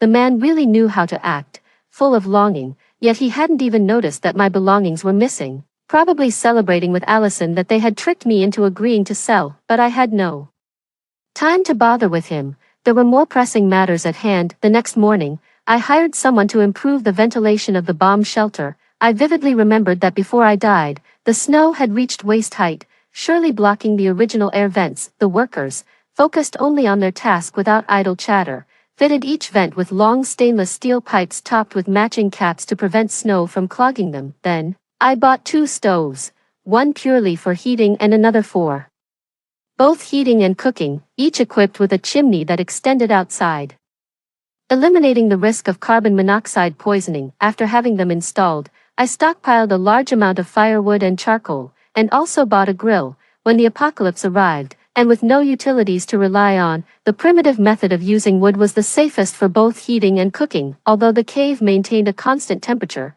I wasn't sure how low it would actually drop.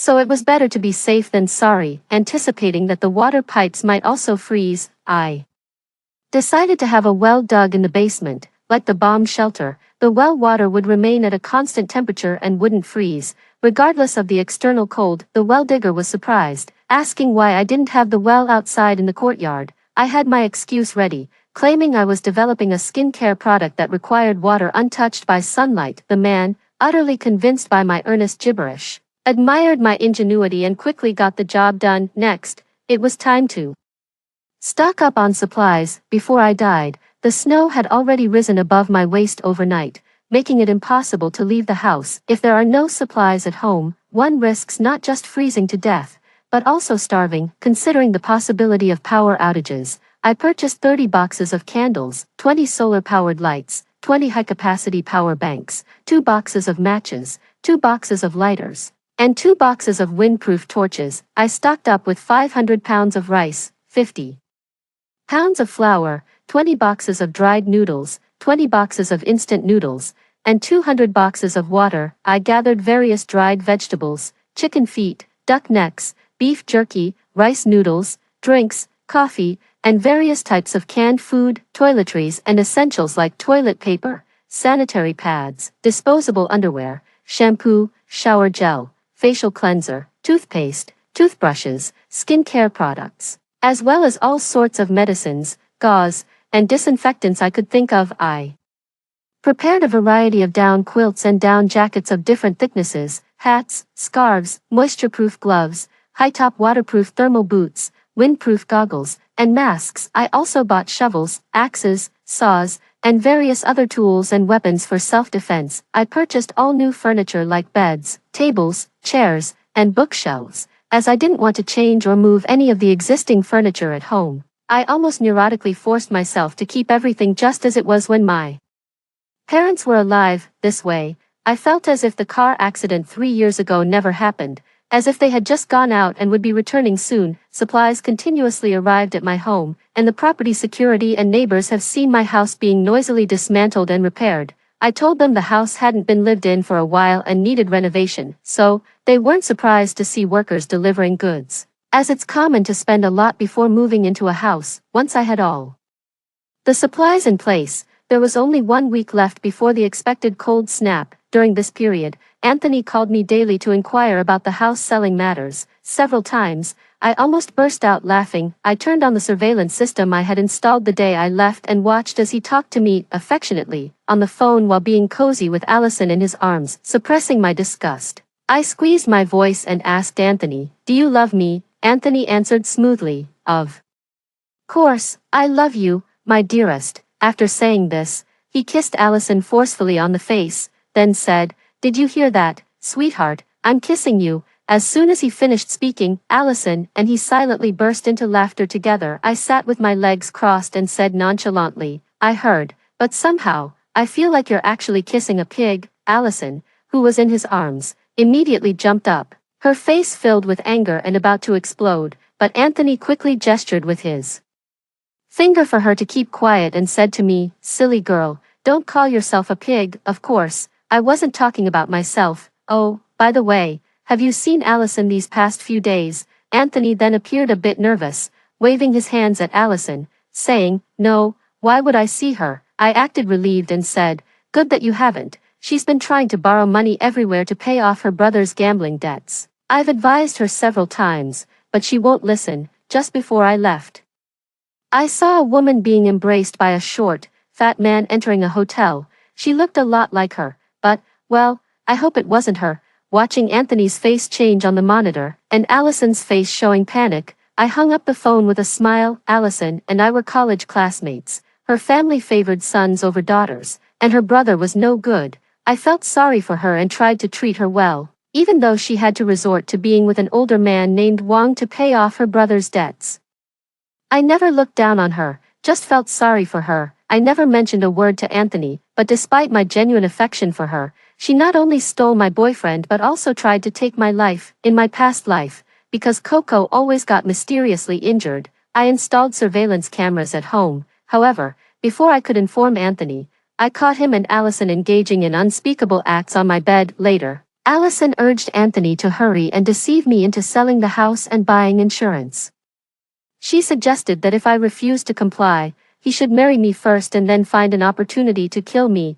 That way, as my sole heir, he would inherit all my family's assets apart from 2 houses. My family's assets included 3 well-located shops, but we were just moderately well off, not rich. I never imagined that for such a small amount of assets, this friend whom I regarded as a sister would actually want to take my life. In my past life, in anger, I confronted them directly. After I exposed that despicable pair, they actually pushed me out of the house I had rented for convenience to work. I was the real owner of that house, thinking of the humiliation of being beaten and driven out, of the torment I endured before being frozen to death, of my desperate pleas for them to open the door just to let me take my phone and documents, which they refused, filled me with hatred. In the surveillance footage, Anthony had already started questioning, while Allison swore she had never cheated and insisted I was framing her. I watched them argue on the monitor with a smile, curious how long it would take them to notice that my belongings were gone. I was even more curious about Anthony's reaction when he realized he had accrued so much debt. Unfortunately,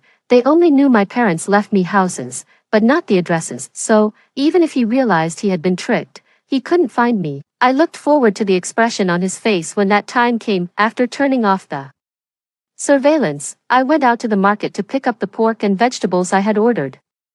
When I got home, the cleaning lady had gathered several of my aunts at the door. Everyone entered and got busy, washing vegetables, mixing fillings, kneading dough. They started making dumplings, wontons, and fried meatballs efficiently. Home-cooked food, regardless of the ingredients or cleanliness, is definitely better than what's bought outside. I didn't want to suffer from stomach troubles in the apocalypse due to unhygienic food. I had already rented 5 commercial freezers for storing food.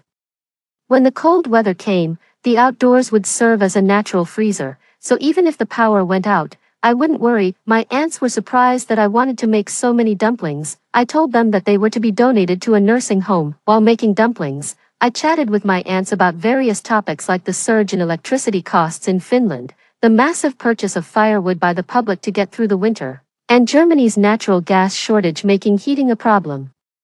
Finally, I solemnly said that although everything in our country is fine, it's wise to be prepared for any eventuality, like storing some charcoal. It's okay if we don't need it. Having it keeps us at ease, my aunts, thoroughly influenced by the anxiety I had intentionally spread, all nodded in agreement. Right, it's better to be safe than sorry, I sighed in relief, hoping they would indeed go and buy some. With extreme weather and the apocalypse approaching, saving even one life is a victory.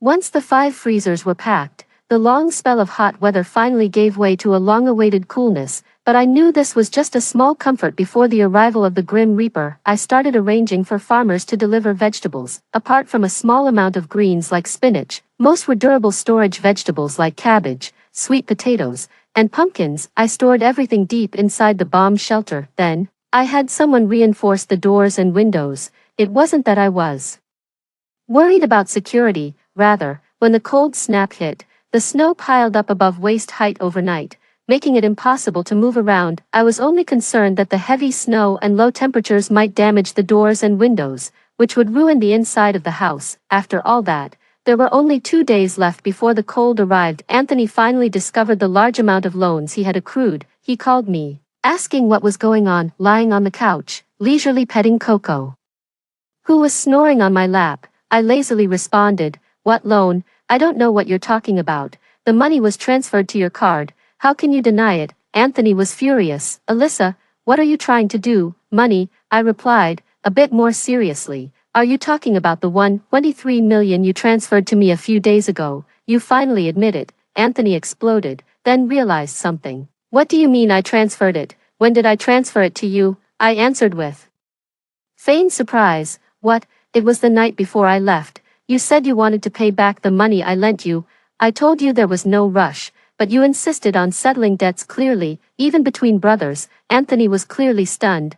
"What are you talking about?" I sent him a photo of a promissory note that clearly stated he borrowed 123 million in cash from me, to be repaid within a year with a 2% interest rate. Anthony lost it. "When did I ever borrow money from you?" I also froze. "What do you mean? Are you trying to back out now?" Of course, Anthony denied it all, crying out over the phone, demanding I return the money immediately or he would sue me. I smirked. I wouldn't have dared to do this if I feared his threats. I had prepared the evidence chain well in advance: the promissory note, a large cash withdrawal record, and the bank surveillance footage. The promissory note was forged by me, but the signature at the end was indeed his own handwriting. Don't ask. Just know you should never sign your name on a blank piece of paper thoughtlessly. The large cash withdrawal was even simpler. It was the compensation money for my parents' car accident. Before the spring festival, my uncle needed money for his construction project, so I withdrew it to pay his workers. Taking out over $1 million in cash alone was a bit scary, so I took Anthony with me. I remember that after the bank counted the cash, it was Anthony who carried it. The date on the promissory note was that day. Even if he survived the apocalypse, with such a complete chain of evidence, no judge would side with him. After recording enough of Anthony's attempts to deny the debt, I hung up and went out to eat. I cherished these last quiet days before the end, enjoying my favorite Sichuan cuisine and buying a large bunch of flowers before strolling back home. Meanwhile, Anthony kept calling and sending angry messages, which I neither blocked nor responded to. Before the apocalypse, his attention consumed by anger, he wouldn't notice that I had thrown away all the thick blankets and clothes in the rental apartment. Quite good. On the last day of the countdown to the apocalypse, I checked the air vents of the bomb shelter one last time and secured the doors and windows. To prevent the water pipes from freezing, I turned off the water valve and drained the water from the pipes after taking a shower. Only then did I bring the quilts that had been drying for several days into the bomb shelter. I've made the bed for myself and arranged Coco's little corner. Tonight, I'll be sleeping here. The long air-raid shelter, dark as a serpentine void with the lights off, is somewhat frightening when I'm in it alone, so I set up a wooden partition to visually block out the seemingly endless darkness. After a shower, I lay in bed watching shows on my phone. A call came through from Allison on my phone. I didn't pick up. Instead, I opened the surveillance app on my iPad. Sure enough, Allison was there, but the sweet atmosphere they once had was gone. Anthony was frantic, while Allison kept redialing her phone over and over. Finally, she threw her phone down and cursed. I never realized she was so manipulative. All these years and I never saw through her. Then she turned her anger on Anthony. "How could you be so foolish, just doing whatever she tells you to do? Are you a pig?" Anthony exploded. "You always said she was easy to deceive and naive. How else was I supposed to trust her? So you're blaming me now? Allison's face dropped. Is what she said true, then? Did you borrow the money from her? Anthony yelled back. How could that be possible? What about the IOU? How should I know? I fell asleep amidst their bickering, ironically, without them realizing that my belongings were gone. When I woke up, it was already 3 in the morning. I reached out from under the covers to feel the temperature. It had indeed gotten a lot colder. I put on a thick, long cotton robe and stepped out of the shelter as soon as I left. The cold made me shiver. I ran down to the first floor, which felt even colder than the basement. Despite wrapping myself tightly in the cotton robe, I shivered uncontrollably. With trembling hands, I drew open the curtains. Outside, the world was blindingly white. Large clumps of snow fell like giant cotton balls. The expected post-apocalyptic cold had arrived. The electricity was still on. I went back into the shelter, swapped my silk quilt for a down comforter, and added another blanket on top.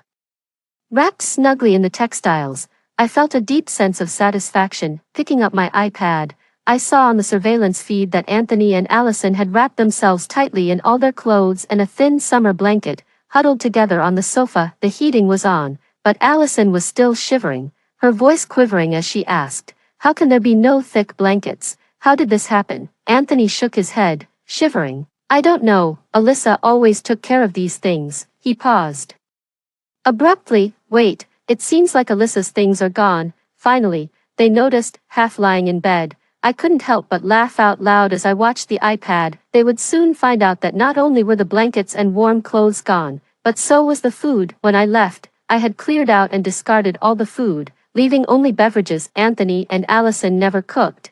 They always ordered out, so they wouldn't even realize that there was not a single grain of rice left at home. I just prayed that in such cold weather, someone would still deliver their takeout. As I was enjoying this moment, my phone started ringing frantically. It was Anthony. I answered the call. "Alyssa, you," whether he was too angry or something else, Anthony suddenly stopped. All I could hear were his heavy breaths through the phone. I remained silent, just waiting, savoring the thrill of the moment. It felt so refreshing. "Alyssa, what exactly do you want to do?" Anthony took a deep breath and asked in a slower tone. I responded indifferently. "What are you talking about? You said you were going back to sell the house. But you were lying to me, weren't you? You took all your things. You never planned to come back, did you?" His voice sharp with frustration. "Selling the house might not be a lie, but taking my things and not planning to see you again, that is true."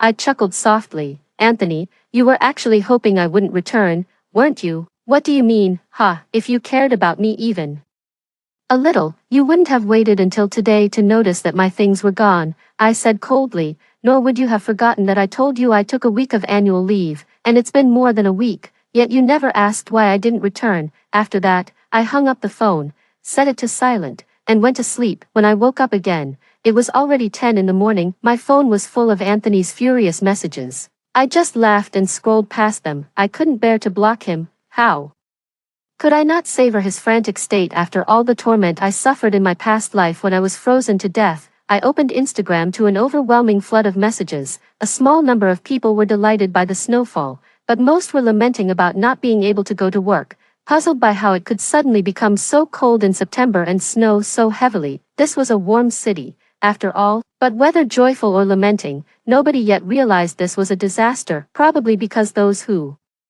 had frozen to death last night couldn't go online anymore. I put down the phone, got out of bed, and washed up before heading to the kitchen on the ground floor.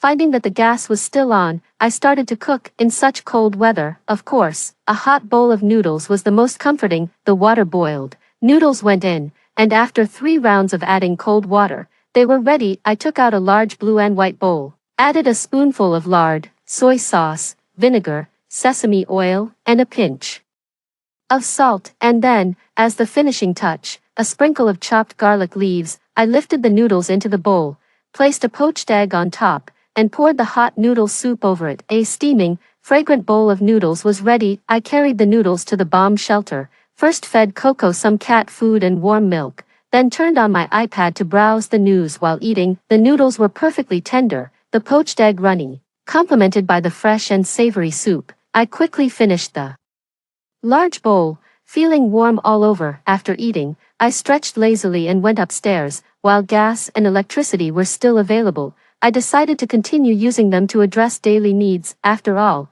it was uncertain how long this cold spell would last, and the small amount of firewood I had hoarded should be conserved. Only then did I realize that the heavy snow had almost buried the windows. Peering through a crack, I could see large clumps of snow still falling fast and furious. I suddenly realized that if the snow kept up, my two-story house would soon be buried. If it covered the air vents to the bomb shelter, I would be suffocated alive inside, and opened the door leading to the terrace on the second floor. I couldn't reach the ventilation shaft on the mountain, but fortunately, there were two vents close to the terrace. I just needed to make sure these two vents remained clear to avoid suffocation. Before this, I had changed all the entrance doors to open inward and bought a ladder. When I opened the door, the snow on the terrace had piled up to my chin. Luckily, it hadn't turned into ice blocks and was still fluffy. I spent quite some time, huffing and puffing, shoveling all the snow into the yard. Seeing that the two vents were not blocked, I breathed a sigh of relief. Then I climbed up to the roof using the ladder,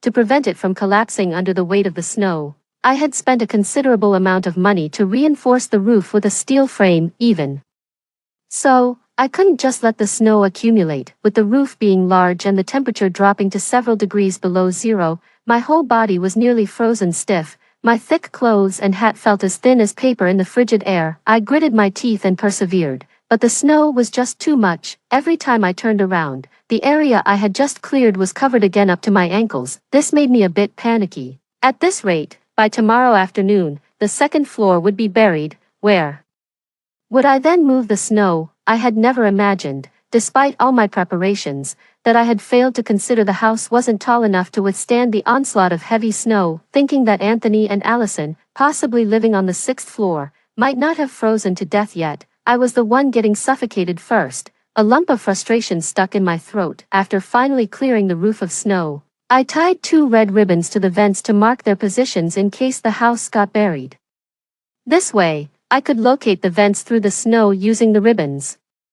Having finished all this, I went back inside the house, surprised to find that both the electricity and gas were still running. I was genuinely happy for Anthony and Allison. The electricity hadn't cut off, and the air conditioning was still working, so they wouldn't freeze too quickly. The temperature inside the bomb shelter was significantly higher than outside. I took off my down jacket and hat, gloves, and changed into a loose and comfortable cotton outfit. Then, I thought about it and lit the fireplace. I could have endured the temperature in the bomb shelter, but seeing the fierce snow, I had to ensure the vents remained clear. The chimney from the fireplace extended through the vent and was bent to fix a meter away from it. The heat from the fireplace made the chimney very hot, melting the snow and preventing the vent from getting blocked. The dry wood in the fireplace burned briskly, and in no time, the bomb shelter became as warm as spring. I took off my cotton jacket, brewed a pot of tea on the fireplace, and sat in my thick coral fleece home clothes on the sofa in front of the fireplace,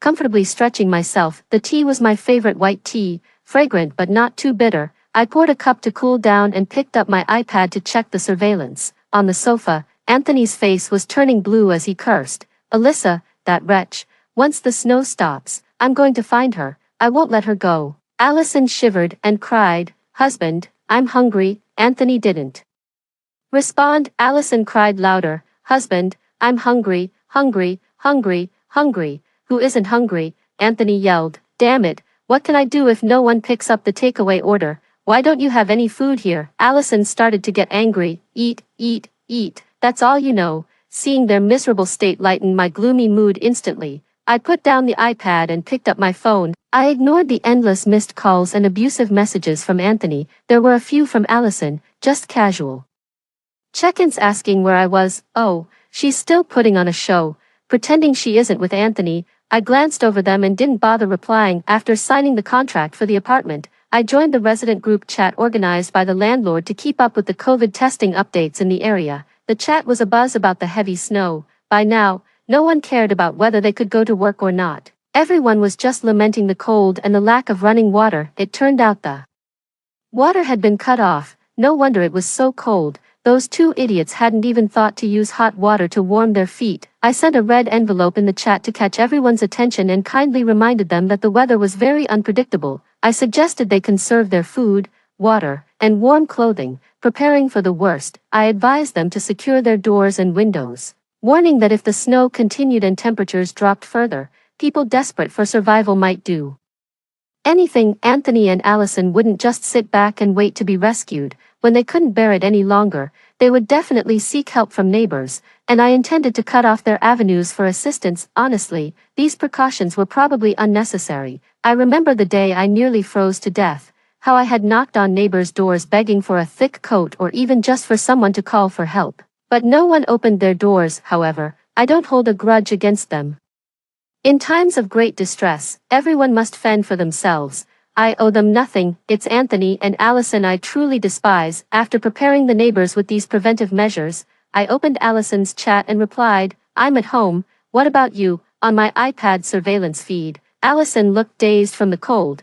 It was Anthony who noticed my message and quickly handed her the phone, saying, "Quick, Alyssa, that bitch, has replied." Allison, with a sobbing tone, responded, "So what if she replied, can she send us food or clothes or blankets?" "Well, she's not that foolish." Anthony slapped her. "Are you stupid? Ask her for her address quickly, so we can go to her place to repay her once the snow stops." Allison took the phone, her fingers clearly numb from the cold, and after a long while, I still hadn't received a message. I turned off the lights, took a photo by the fireplace, showing only the warm fire, my tea, and a few snacks in front of me in the dark background. I sent the photo to Allison with a lazy tone in my voice message. "Ah, who would have thought it would snow like this? I'm lucky to have a fireplace, otherwise, I'd freeze to death." Allison's expression and movements stiffened instantly, and then she gritted her teeth. She's actually enjoying a fire, she has food, how can she be so comfortable?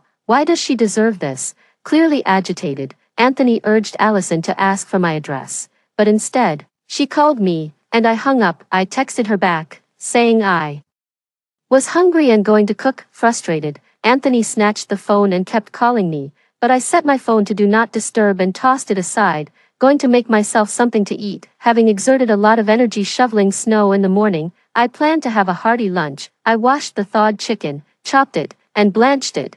Then I cleaned the potatoes and beans, heated the pan on high, and added oil. Once the oil was smoking, I tossed in the potatoes and long beans, stir-frying them until nearly done, then set them aside. Next, I added the chicken pieces to the pot along with scallions, ginger, bay leaves, and star anise, stir-frying them together. I poured in cooking wine, light soy sauce, dark soy sauce, and vinegar, then added water and brought it to a boil before moving the pot into the air raid shelter. Today, I was using a dual-purpose fireplace for both heating and cooking. I placed the pot on the stove and let it simmer slowly. If it weren't for the significant smoke, would have done all the previous steps there as well. This was a hearty chicken stew, my late father's favorite, brimming with both meat and vegetables, fragrant and steaming hot, perfect with rice. In the rice cooker, I had steamed some rice using premium rice, which emitted a tantalizing aroma. Normally, I wouldn't splurge on such high-quality rice, but in these apocalyptic times, who knows how long I have left, I decided to treat myself well. About half an hour later, I checked the chicken with chopsticks and seeing it was tender, I added the previously stir-fried potatoes and long beans back into the pot. Stir-frying the potatoes first was meant to prevent them from becoming too mushy during the stewing, a trick taught by my father. After another 10 minutes, once the potatoes and beans were well flavored, I brought the pot to the table and stir-fried some greens before starting my meal. However, being a kind-hearted person, now that I had my food and drink, how could I forget about Anthony and Allison? Naturally, I had to show them the delicious chicken stew by sending them a picture. I grabbed my phone and snapped away, particularly proud of the photo showing the glossy, soy sauce glazed chicken drumstick placed on the clearly visible grains of rice, accompanied by a few vibrant greens. Even through the screen, you could almost smell it. I generously sent the photos to Allison. If they couldn't eat it, at least they could look. On the monitor, Allison picked up her phone and immediately burst into tears upon seeing the photos. She started hitting Anthony, crying out, "I'm starving, and you still haven't figured out what to do. Why would she send me this?" Anthony wondered aloud, confused and frustrated. Anthony was busy calling the police for help. "Officer, we don't have food or warm clothes. We're freezing to death. Please come save us." Whatever was said on the other end only made Anthony furrow his brow more deeply. I couldn't help but snicker, knowing all too well that the police were powerless to help. With the snow piled high, did they expect the police to fly over? Did they really think they were superheroes? Anthony hung up the phone with a pale, furious face, and Allison, calling me names, showed him the photo on her phone, her face contorted in anger. What does she mean by this? Anthony looked at the phone, his expression dark and filled with resentment. In the evening, I went up to the second-floor terrace to check the vent. The heavy snow continued, and the red ribbon on the vent fluttered wildly in the wind. The chimney of the fireplace emitted steam as the snowflakes met the warm chimney and evaporated. The snow had piled up to the second-floor windows, and I did my best to shovel it off to clear the terrace. Fortunately, I had extended the vent with a long stainless steel pipe, which should keep it from being buried for at least 2 days, but the temperature had dropped even further, and my phone shut down from the cold as soon as I stepped outside. Shivering, I hurried back to the warmth of the shelter, where I thawed out by the fire. Then I noticed that the surveillance feed from Anthony and Allison's place was down. A chorus of lamentations rose from the apartment complex as the power went out. Without electricity, there was no air conditioning, and for Anthony and Allison, who lacked warm clothes and blankets, it would be a devastating hell. Should have been pleased. But at that moment, despite the overwhelming messages on my phone about people seeking help and crying, many were tragic news about how many had perished in the snow disaster. Seeing almost all military units, police officers, party members, civil servants, and many volunteers engaged in snow clearing and rescue operations, I couldn't bring myself to feel happy. Countless power workers braved the life-threatening, sub-zero temperatures to reach the fault locations. They risked their lives climbing up the cold, hard, and slippery poles to repair the power lines broken by the heavy snow. Just in one short day, there were already messages about several workers either missing or dead. This made my nose tingle with sadness. After enduring manipulations that still sent shivers down my spine when recalled, I thought my heart had turned to iron. Yet, seeing these heroes sacrificing their lives for the disaster relief, I couldn't help but cry uncontrollably. I realized I was still narrow-minded. The world has its villains who engage in dangerous scheming, but it also has heroes who sacrifice their lives for the benefit of the people. After crying, I suddenly lost interest in the fates of Anthony and Allison. Compared to the heroes fighting against the snow disaster, those two were insignificant like maggots. I searched for nearby volunteer groups and applied to join. Perhaps feeling a renewed sense of vigor, I slept soundly that night, dreamless. When I woke up, it was 7 in the morning. The fire in the fireplace had gone out, but the temperature in the bomb shelter was still bearable. Remembering the previous day's agreement in the volunteer group, I quickly got up, washed with the water from the thermos, and went to the kitchen on the first floor to check. Finding that the gas was still working, I cooked myself a bowl of dumplings. They were filled with fennel and beef, my favorite. After devouring a large bowl of dumplings, soup and all, I rested a while with my bulging stomach. Then I put on my down jacket, hat, and gloves, and went out to work. The snow had fallen heavily again overnight, nearly covering the second-floor windows. I started by shoveling the snow off the balcony and roof, then began clearing the yard. According to the volunteers' agreement, everyone first tried to clear the pathways from their doorsteps outward, then gradually worked their way outward. As long as there was a path, rescues could be carried out. But as a girl, I lacked the strength. After clearing the balcony and roof, I spent half the day in the yard and only managed to dig a half-meter deep hole in the snow. I gave up, realizing that with my strength, I could never reach the gate even if I dug till death. Disheartened, I returned to the bomb shelter and checked my phone. The others in the group were also disheartened, all agreeing that our method wasn't working. The snow was simply too deep, mountainous even. Individual tools were no match for it. We were curious how the power workers and military police managed to leave their houses. After some searching, we found out some used wooden planks on the snow, others strapped wide wooden strips to their feet, mimicking sleds, and some purely relied on brute force to dig. While we sighed in awe, we were also glad to find wooden planks, but all I had at home was firewood, each piece neatly split by the firewood seller, no substitute for planks. I tried tying the firewood into a small raft-like arrangement and strapping it to my shoes, but as soon as I stepped on the snow, I sank, buried completely by the snow. Panicking and afraid, I flailed my limbs. Fortunately, the snow wasn't compact, and after struggling, I managed to clear the snow above my head to breathe. Luckily, I had tied a rope around my waist before going out, with the other end tied to the balcony railing. I pulled myself desperately to the edge of the balcony and then untied the makeshift raft of firewood, climbing up the ladder. This method also proved futile. I climbed onto the roof. I looked around. The houses in the neighborhood were spaced 20 meters apart. In the thick snow, only the roofs were visible, appearing like gray lids covering each building. I shouted at the top of my lungs, "Hello, is anyone there?" After a long pause, no one replied. A sinking feeling gripped my heart. Could it be that they hadn't survived the freezing temperatures, that they had frozen to death? No, that couldn't be it. We still had electricity. They could use their air conditioning or wrap themselves in thick clothes and blankets. They wouldn't have frozen to death so quickly.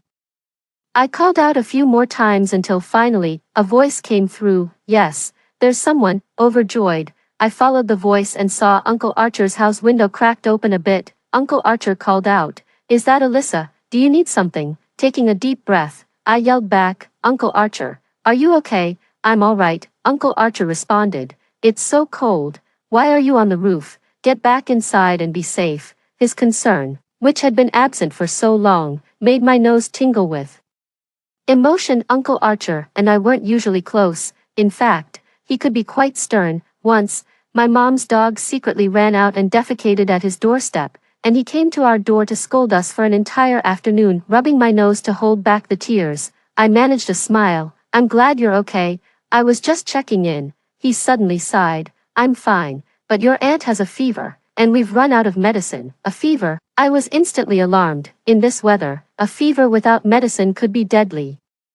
Luckily, I had some medicine, but then I was stumped. I had medicine, but how could I get it to him? I voiced this thought out loud, and initially, Uncle Archer was excited, then fell silent. We stared at each other across the distance. Just as I was getting anxious, an idea struck me.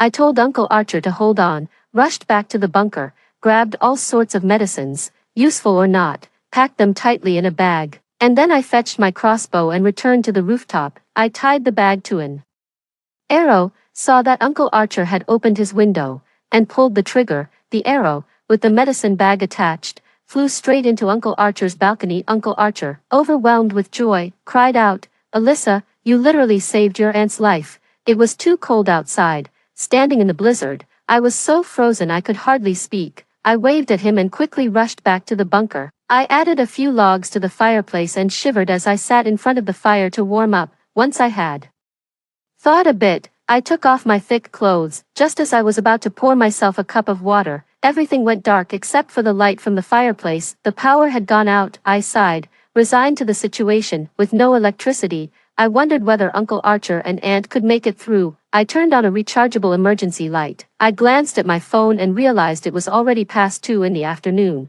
Like a switch, this realization suddenly triggered my hunger, and my stomach began to growl uncontrollably. At that point, I wasn't in the mood to fuss over cooking, so I opted for the usual dumplings. This time, ones filled with chive and pork. I boiled 15 of them and gobbled them all down while they were still piping hot. After eating, I felt thoroughly warmed up and began to check the messages on my phone. Thankfully, the network signal was still available, probably because there's a signal tower on Mount. I was getting decent reception even inside the air raid shelter. As usual, there were many angry messages, including some from Anthony and, surprisingly, from Allison as well. Well, it seems they're not holding back anymore. Despite the power outage, they were still using their phone battery to curse at me. Talk about true love. I scrolled past their messages and opened the volunteer group chat. The folks in the group were still discussing how to forge a life-saving path through the snow. But reality was proving too tough, and nobody had any better ideas. As the conversation went on, some people stopped replying, probably because their phones had died. Eventually, I suggested that we should give up and focus on keeping ourselves safe while waiting for government rescue. Facing the forces of nature, we were weak and isolated. It would be foolish to just throw our lives away. Everyone went silent. Then, a girl sent a voice message tinged with sobs. "When will this snow stop?" No one answered her, because no one knew. To save battery, I turned off the emergency light and sat in front of the fireplace, reading by the glow of the fire. The firelight, though not as bright as a lamp, was sufficient. I was sitting comfortably on a thick carpet, with a cushion beneath me, a small blanket over my legs, and the sofa at my back. I didn't read much of the book, stretching lazily instead, and eventually, I tossed the book aside and fell asleep. I woke up freezing, opening my eyes. I saw that the fire in the fireplace was nearly out. I quickly threw in some more wood. Feeling thirsty, I drank some tea, and after bustling about, I checked my phone and saw it was already 9 in the evening. I continued to prepare something to eat but was feeling lazy, so I heated up the leftover chicken stew and rice from the previous night on the fireplace and ate a few bites. As I was eating, the bedside lamps suddenly lit up. The power was back on. I sprang up with a shout, turned on the main lights, and checked social media. The feed was filled with cheers as electricity had been restored in many areas. Amidst the celebration, someone commented somberly, "Who knows what the cost of this electricity is?" This comment quickly rose to the top of the trending list, with everyone feeling a mix of relief and concern, praying for the safety of those still struggling against the blizzard and cold. Soon, another trending update appeared. A government announcement stating that the heavy snow was subsiding and that planes would be used to drop salt to help clear the snow, advising residents to stay indoors until further notice. The announcement sparked widespread rejoicing. The snow was stopping, the salt would help the snow melt quickly, and rescue operations would be underway soon. A surge of warmth bubbled up in my chest, tears finally surged up to my eyes, and with trembling hands, I set down my phone and burst into tears. I cried for the loneliness of being orphaned, for the betrayal in love and friendship that schemed against my life, for my tragic death in my past life, and for the cold, selfish hearts that offered no help as I was dying. Yet, I also wept because there is still sunlight and hope in this world, which pulled me from the abyss of endless misery and resentment. I still despise Anthony and Allison, and I am not ready to forgive those who have hurt and humiliated me, but now I have the strength to face a new life. That night, I only fell asleep as dawn was approaching, and when I woke up, it was already 3 in the afternoon. I put on a thick down jacket and went out to the terrace. The snow had lessened, falling in smaller, scattered flakes, which pleased me. Going into the kitchen, I found that the gas was shut off. A tightness gripped my heart. Without gas, I wondered how Uncle Archer and the others would manage their meals. I thought about asking, but realizing I couldn't help, I let it be. Fortunately, we still had electricity. Returning to the bunker, I carried the large tea kettle from the fireplace to the well to wash up. The well water wasn't frozen, but the drain pipe seemed to be.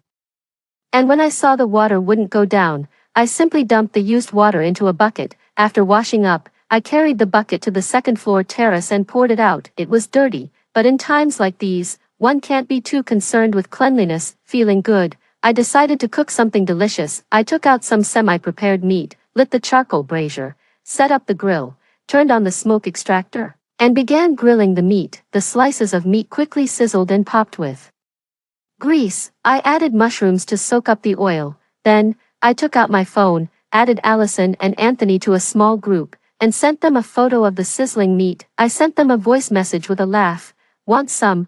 There was no reply. I didn't know if their phones had died or if they had frozen to death. I hoped it was the latter. It had been 2 or 3 days since the blizzard started, with no food, no drink, no warm clothes, and no electricity. I wondered how they were managing. It really was a worry. I picked up a piece of grilled meat, dipped it in the seasoned sauce, and took a bite. The meat was tender, juicy, and deliciously flavorful, almost making me wish I could swallow my tongue. I had only eaten 2 slices when suddenly my phone rang. Hey, it was Allison. Feeling good, I generously hit the answer button and turned on the speaker. As soon as the call connected, a weak roar came from the other end. "Alyssa, what do you mean by this?" As I flipped the food on the grill, I replied leisurely, "I don't mean anything really, just showing you the meat I'm grilling. Doesn't it look good?" She was panting heavily, but it didn't stop me from sensing her grinding teeth. "Alyssa, where are you?" "I'm at home.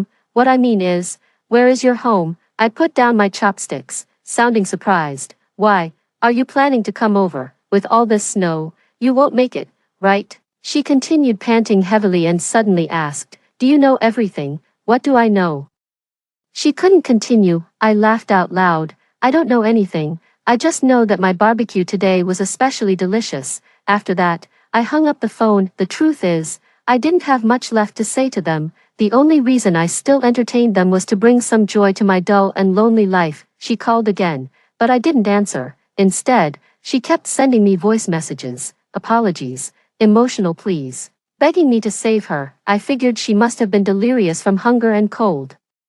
Not that I could save her even if I wanted to, even if I were moved to help. It just wasn't feasible, I replied. Instead of begging me, you should think about how to save yourself. Besides, aren't you and Anthony truly in love? Even if you die together, you'd die happy, right? That made my stance clear. Allison immediately became agitated and bombarded me with more voice messages. I patiently listened to a couple but didn't bother with the rest. Then, Anthony also started calling and texting me. But all I cared about was delicious food. Still, having known them, I felt I shouldn't be too heartless, so I took pictures of the grilled mushrooms and shrimp I had prepared and sent them to them. Hee. Just as the sight of plums quenches thirst, the sight of food can relieve hunger, right, man? I'm just too kind. The next day, the snow finally stopped, but it was even colder. I opened the patio door, poked my head out to check the air vent, saw it was clear, and then shut the door and went back inside my shelter. As long as it stopped snowing, I had nothing to fear. For the next few days, I stayed in my shelter, binge-watching shows, browsing my phone, playing games, reading books, warming myself by the fire, chatting with people, daydreaming. I stopped paying attention to Anthony and Allison's situation. There are so many beautiful things in the world. I shouldn't always focus on the trash. I checked the news occasionally, keeping up with the situation outside. Snow clearing operations were in full swing, but because the snow was so heavy and thick, they could only prioritize important areas. Residential areas had to rely on themselves, but it was just too cold. According to official reports, outdoor temperatures had dropped to below -80 degrees Celsius. Not only could people not go outside, even military operations had stalled. Even in China's coldest village, Cold Pole Village, the lowest temperature is only -58 degrees. We're all flesh and blood, born of parents who could endure such low temperatures. But while I was ignoring Anthony and Allison, they still tried to contact me. Anthony sent me a selfie wrapped in a soy sauce-stained blanket, smugly saying, "Bitch, did you think you could freeze me to death by taking all the thick blankets?" Allison sent a photo of herself wrapped in a men's jacket eating instant noodles, equally smug. "Did you think I had nothing to eat?" Disappointed. Wow, where did all this food and clothing come from? But then I recognized the clothes Allison was wearing and the background of her photo. It was an old bachelor's place downstairs. I had seen him wearing that jacket, and the place she was in was the old man's home. That old bachelor had creepy eyes and had been reported more than once for sexual harassment. He was also not clean-handed, always taking advantage of others. If anyone left something outside, it would end up in his hands in the blink of an eye. I had also been to his house once to retrieve a package he had taken. Can you believe someone was willing to give Allison something to eat when supplies were so scarce? Without thinking, I knew what Allison had sacrificed. I didn't say much, just kindly sent her a photo of grilled sorry to accompany her meal and casually wished her happiness with that old bachelor. Then, I posted Allison's photo in the building group chat and tagged the old bachelor, congratulating him on bagging a bride with just a packet of instant noodles. The group chat erupted. Some despised him, others joked, most were amazed at the old bachelor's generosity. With no end to the disaster in sight and uncertain government relief, he had still shared his precious food. Others even proposed trading with the old bachelor for food. Eventually, the old bachelor came forward, probably realizing something, and cursed me out, accusing me of violating his privacy. I was innocent. The photo was sent to me by Allison herself. I was just happy for her. Was that wrong? Those who wanted to trade with him were unhappy, arguing that neighbors should help each other. They were offended that he gave food away freely but wouldn't help them,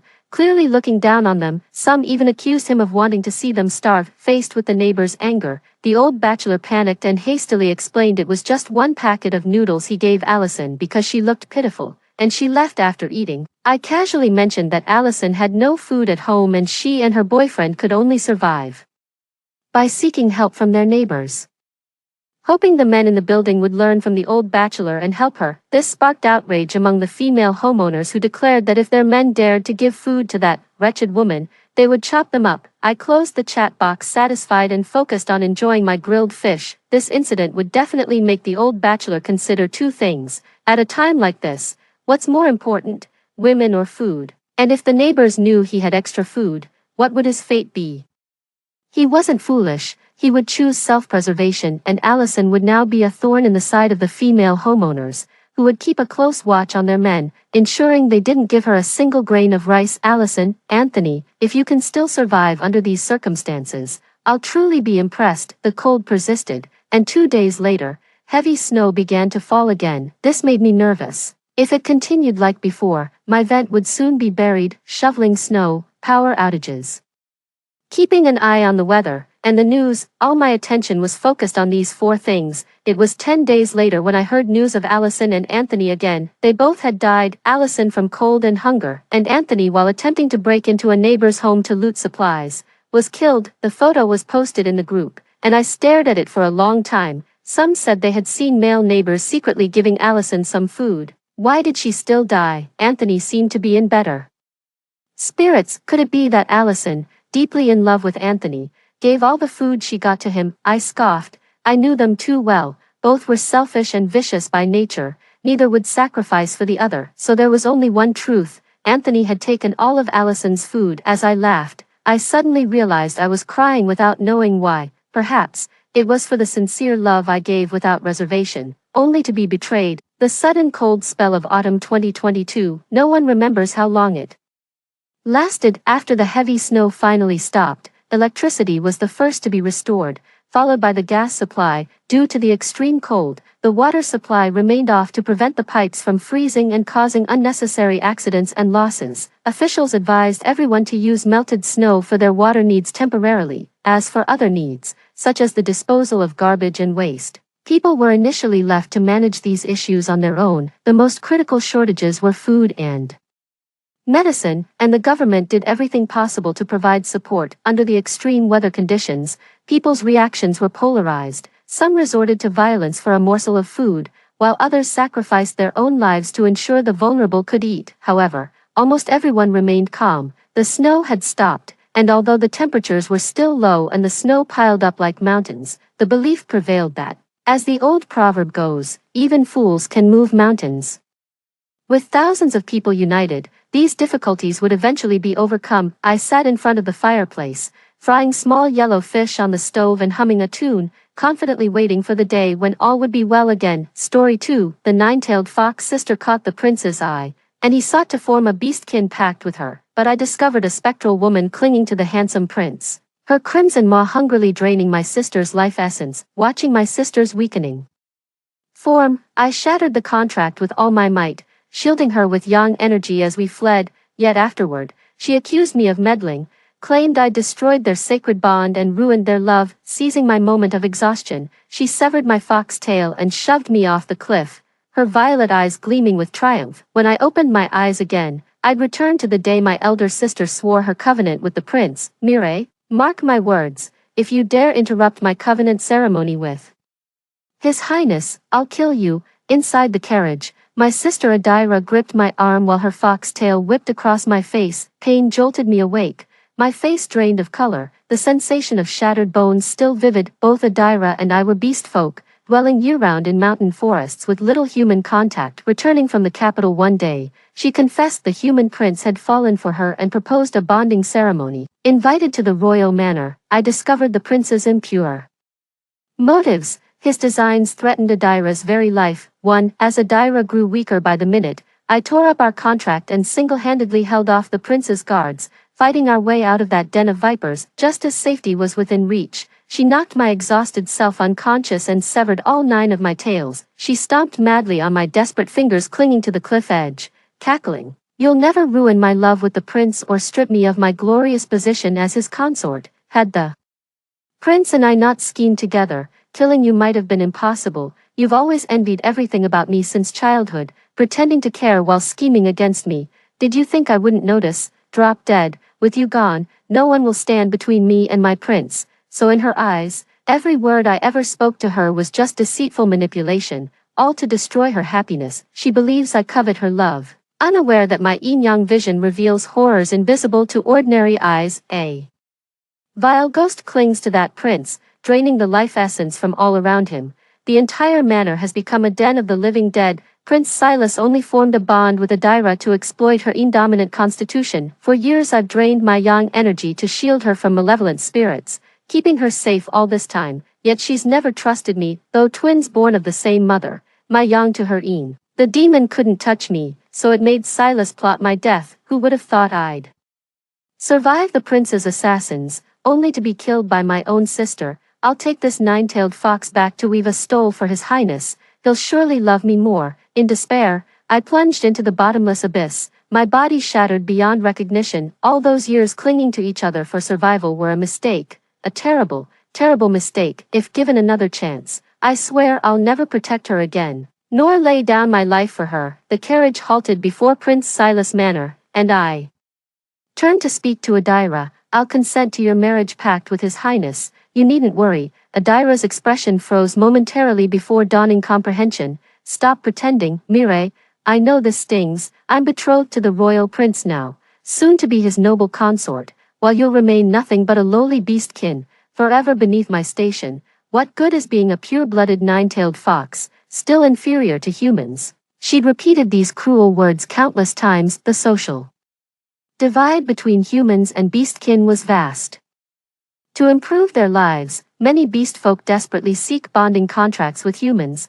Just securing such a pact means breaking through class barriers. Adira's bond with the prince propelled her to new heights, instantly transforming her social standing. But I've never believed beast folk are inferior beings who must rely on humans for survival. When she hurled insults at me, I simply chalked it up to lovesick madness. After all, we're sisters by blood. If I don't protect her, who will? Only through death did I realize no blood ties can make a devil in human skin offer genuine love. Since she's so enamored with mortal luxuries and so convinced of her love, I'll step aside. May she get what she desires, whether it proves to be honey or hellfire. That's no longer my concern. Oh, your highness. Her tones suddenly brightened as she skipped down from the carriage. Prince Silas caught her in an adoring embrace, his eyes brimming with tenderness. Careful now, Adira, don't trip. His gaze shifted playfully. So this must be Mireille. Silas possessed striking features and a towering frame, his noble bearing accentuated by exquisite robes. His back was slightly hunched,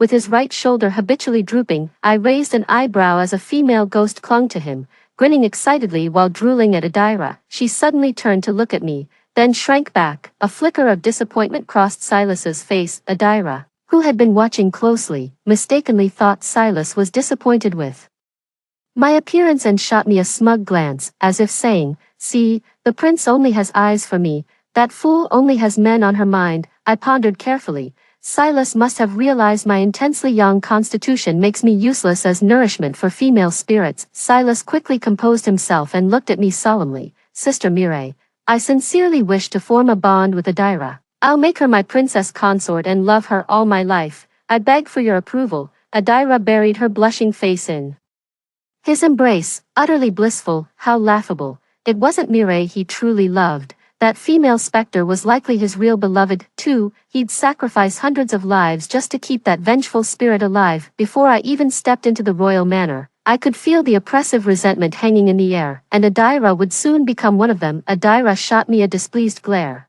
so I quickly put on a cheerful smile and said earnestly, "I agree, of course I agree. If elder sister is willing, how could I possibly object? The prince is such a refined gentleman. This marriage alliance would be elder sister's great fortune. Why wait for an auspicious date when we have today? Shall we proceed with the ceremony tomorrow?" Once the covenant is forged, their lives become intertwined, sharing even their vital essence. For that female specter, feasting to her fill is as easy as snapping her fingers, without my yang energy shielding her. Adira will endure daily gnawing agony until her flesh rots and her life force dissipates. When the full moon rises, the vengeful spirit will slip into her skin and be reborn. No matter how heartbroken she is, I won't protect her anymore. Silas arranged a side chamber for me. I'd barely closed my eyes when Adira barged in. That incessant tail swishing behind her was downright irritating. "My head is killing me. Do something about it now." She smacked me in irritation, but I was too exhausted to bother with her. "I already approved your bond with Silas. Stop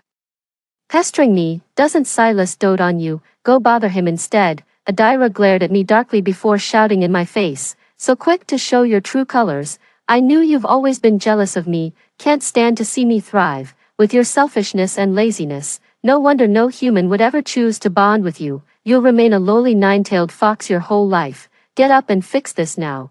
Are you trying to kill me with pain? I irritably shook off her hand and sprang up. Sleep deprivation fueling my temper. After all my care and the money I've earned for us, you dare call me lazy and gluttonous. If you truly think I have ulterior motives, let's end this decade-long relationship and spare me your constant nagging. Meeting her disbelieving gaze, I spoke calmly. Since you're marrying into the human clan tomorrow, you'll be their lady now. As humans say, marry a chicken, follow the chicken, marry a dog, follow the dog, go to Silas then, consider us through. Adira looked as if she'd been slapped, her face turning ashen while the fur on her tail stood on end. Having relied on each other since childhood, she grew accustomed to my patience and gentleness, taking everything for granted while constantly finding fault with me. She'd always say, "How did I end up with such a hopeless younger sister?" In her eyes, not rushing to form a contract with humans was the epitome of failure. She was utterly convinced, completely oblivious to how terrifying it is to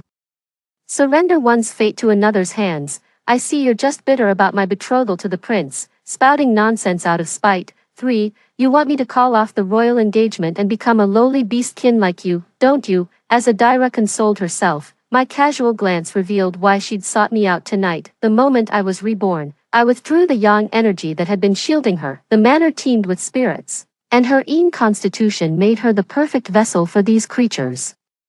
Before long, they clustered around her in swarms, clawing at her flesh. Deprived of my yang energy, she couldn't even endure such minor torments. But why would I ever help her again? Once I become the princess consort, I might throw you some scraps. You ignorant fool. If you don't want to end up destitute, start thinking of solutions now. My head is killing me. Oh really? I picked my ear and stood up. What exactly can you offer me? She sneered. The entire royal estate will be mine soon. I'll have everything I desire. As for you, she rolled her eyes, whatever I give you would be better than what you've got now. Besides, you don't deserve finer treasures anyway. I nearly laughed in bitter amusement. After all these years of protecting her, I never expected anything in return. Just having each other's company and mutual care was enough to satisfy me. Yet deep down, she'd always looked down on me, considering me lowly and worthless. Not only did she constantly belittle me, but she also shamelessly mocked my sincerity. I grabbed her by the tail and flung her out the door. If I'm so unworthy of your favor, go find someone else to be your sister. I refuse to acknowledge such a shameless sibling like you. Get the hell out of my sight. Outside, I saw malevolent spirits coiling around her, gnawing at her life force as she frantically pounded on the door, thrashing her tail in agony. Mire, I'll kill you. I'll have the prince execute you. I couldn't care less, no matter what she says. It leaves me completely unfazed. If mere imps can torment her this much, how will she endure the ravenous wraith after the pact? A smirk curled my lips, brimming with dark satisfaction. As for Silas, let him come if he dares. I'll gladly return the favor. Late at night, I slipped away from the prince's manor and wandered through the bustling capital. In my previous life, upon arriving at the manor, I eagerly helped Silas capture over 80 malevolent spirits, sealing them in my magical vessel to restore vitality to the estate. I warned Silas that the female ghost on his shoulder had long lost her sanity, merely deceiving him through base desires. Once that specter finishes draining his life force, her ravenous hunger would make him the next meal. But Silas took it as a provocation and conspired with Adira to kill me the very next day. This time, we'll see who dies first. Before long, my footsteps faltered. I knocked on the remote courtyard's door. 3 sharp raps, before an elderly man slowly appeared, eyeing me with astonishment. Young apprentice, I patted his shoulder and said, "Master, I've come to seek your guidance." The old man beamed with joy, producing a compass from his mouth, just as the divination foretold.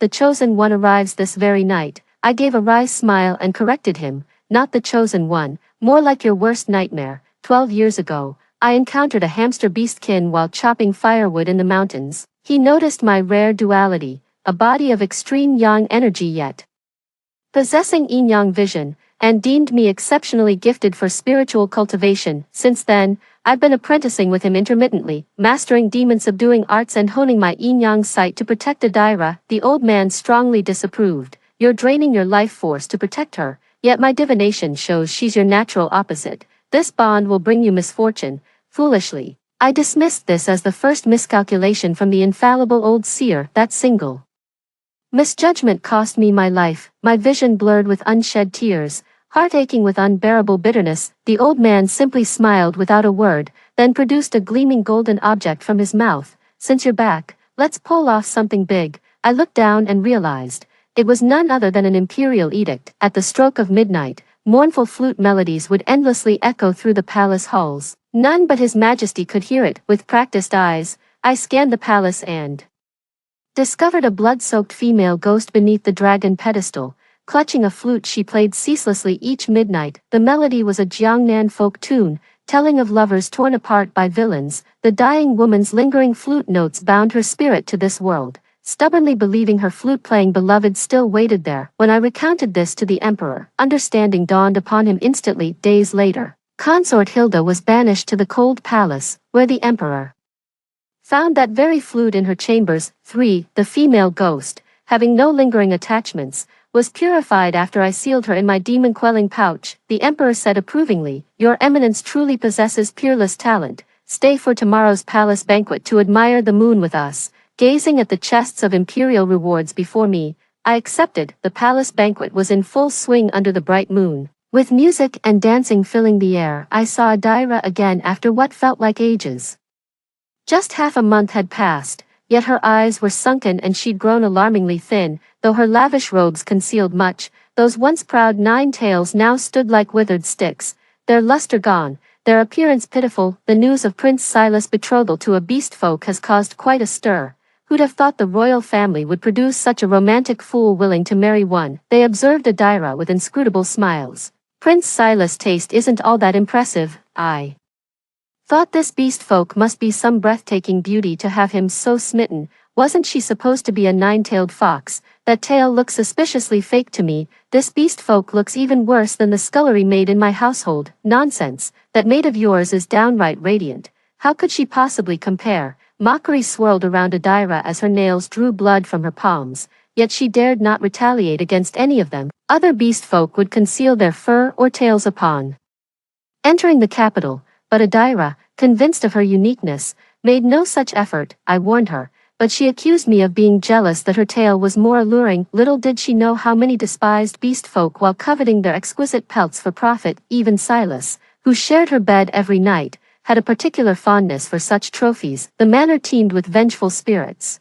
Most were beast folk lured there by deception. I sipped my tea leisurely when Adira's gaze suddenly sharpened. She straightened her posture and stormed toward me. "Mire, didn't you swear to cut ties with me? How dare you shamelessly follow me into the palace? Have you no dignity left?" A vindictive smirk finally broke through her frustrated expression. "What's my status now? And what's yours? How dare a lowly beastkin like you set foot here? Guards, throw this wretched creature out." I casually brushed my sleeves and waved my hand before my nose. "Ugh, what's that awful stench? My lady, did you forget to rinse your mouth this morning?" I studied her once proud face. "Seems like you didn't wash your face either." Adira lashed out in fury, swinging her tail at me. I dodged lightly, and the eunuch attending His Majesty caught the brunt of her strike. "You uncouth orc, where are your manners?" He took a closer look. "Isn't this Prince Silas betrothed? I can't stand you orcs. Utterly vulgar. Can't even keep your tails in check. Mark my words. Such insolence before the wedding will get you divorced." Soon enough, humans looked down on orcs, and the emperor deemed them lowly creatures. Even the nobles who kept orcs as pets shared this disdain. Silas really went all out for that female ghost. The eunuch's voice suddenly shifted when he saw me. "Good heavens, Mire, what are you doing here? Didn't His Majesty summon you to sit by his side?" I smiled faintly. "I prefer quiet. This spot suits me better," he hastily explained. "I wasn't referring to you earlier. A beast folk of your standing is different from them. Do as you please. Even if you overturned this banquet, it'd be no matter." I watched this sycophantic eunuch without a word. Adira shrieked in disbelief nearby. "What nonsense are you spouting? She's just a lowly beast folk. Don't be fooled by her. Drive her out at once. What's all this commotion?" The commanding voice cut through Adira's tantrum as His Majesty approached. Recognizing me, his stern expression softened. "Ah, Mire," he said with a glance at the eunuch, "why hasn't our guest been properly seated? Such clamor is no way to treat distinguished company." The eunuch trembled as he bowed. "Your Majesty, this humble servant came seeking the master." only to be waylaid by. The emperor finally noticed Adira, his expression darkening at the sight of her multiple tails. Adira stepped forward eagerly, simpering, "This humble Adira pays her respects to your majesty." The emperor ignored her completely, turning instead to summon me. "Master, please join me at the high table. Let's not have our mood spoiled by riffraff." The nearby dignitaries burst into laughter, while the so-called riffraff, Adira, turned pale with rage, desperately trying to hide her tail. Suddenly her eyes lit up as she cried out, "My lord, your humble servant is here." Without thinking, she threw herself into Silas' arms, only for him to instantly push her away upon seeing the emperor. Adira's body was already drained of strength, and that single push sent her crumpling to the ground. Silas scrambled to help her up, hastily dragging her into a bow before the emperor. "Silas, control your subordinate," the emperor sneered. "Seems your mind isn't the only thing that's defective, your vision's failing too." Silas's fists clenched at the insult, but he could only bow his head lower in submission. "Your majesty is absolutely right, I shall keep a close eye on her. Let's go, master." I walked past gracefully as Silas furtively raised his head, his gaze turning inscrutable when it met mine. I released the 1,000-mile listening device my master had given me, catching Silas's furious roar. "Didn't you say she was just a good-for-nothing? Since when did she catch His Majesty's fancy?" I don't know either. His Majesty must have been deceived by her. "My prince, you must believe me." "Enough," Silas cut her off. "She's now an honored guest of the palace. Stay away from her. That sister of yours is far more cunning than she appears." I eavesdropped with amusement. Who'd have thought their honeymoon phase would end within mere weeks? Silas probably dropped all pretense the moment their contract was sealed. My love-struck sister remains oblivious.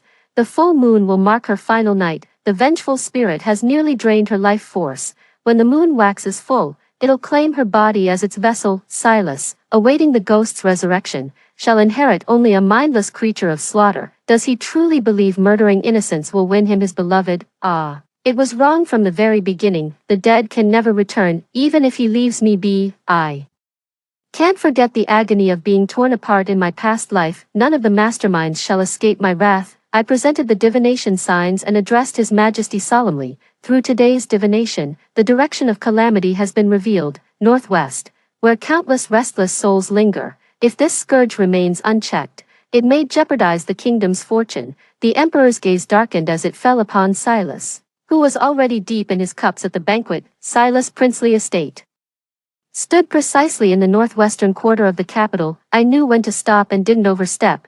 Taking my leave for the village right after the banquet, His Majesty was thoroughly pleased with me and rewarded me with several chests of gold and silver. By chance, my senior brother returned from his travels across the realms, and our master prepared a feast. Our humble courtyard brimmed with joy. Word of my reputation spread, and soon countless people came seeking my help to ward off evil spirits. Each day, a knock came at the door, but I froze when I saw who stood there. The 15th was just 2 days away. Yet there Adira stood at my courtyard gate. She'd withered beyond recognition. I barely knew her. Skin clung desperately to bone, her hair like brittle straw. All 9 tails vanished without trace. She collapsed to her knees, sobbing uncontrollably. "Mire, please save me." When she turned around, I realized her tail wasn't hidden. It had been severed. Blood gushed from her tailbone, the exposed flesh already festering. Looking at Silas's face, I realize appearances can be deceiving. He showed his true colors so early, not even worried Adira might leave.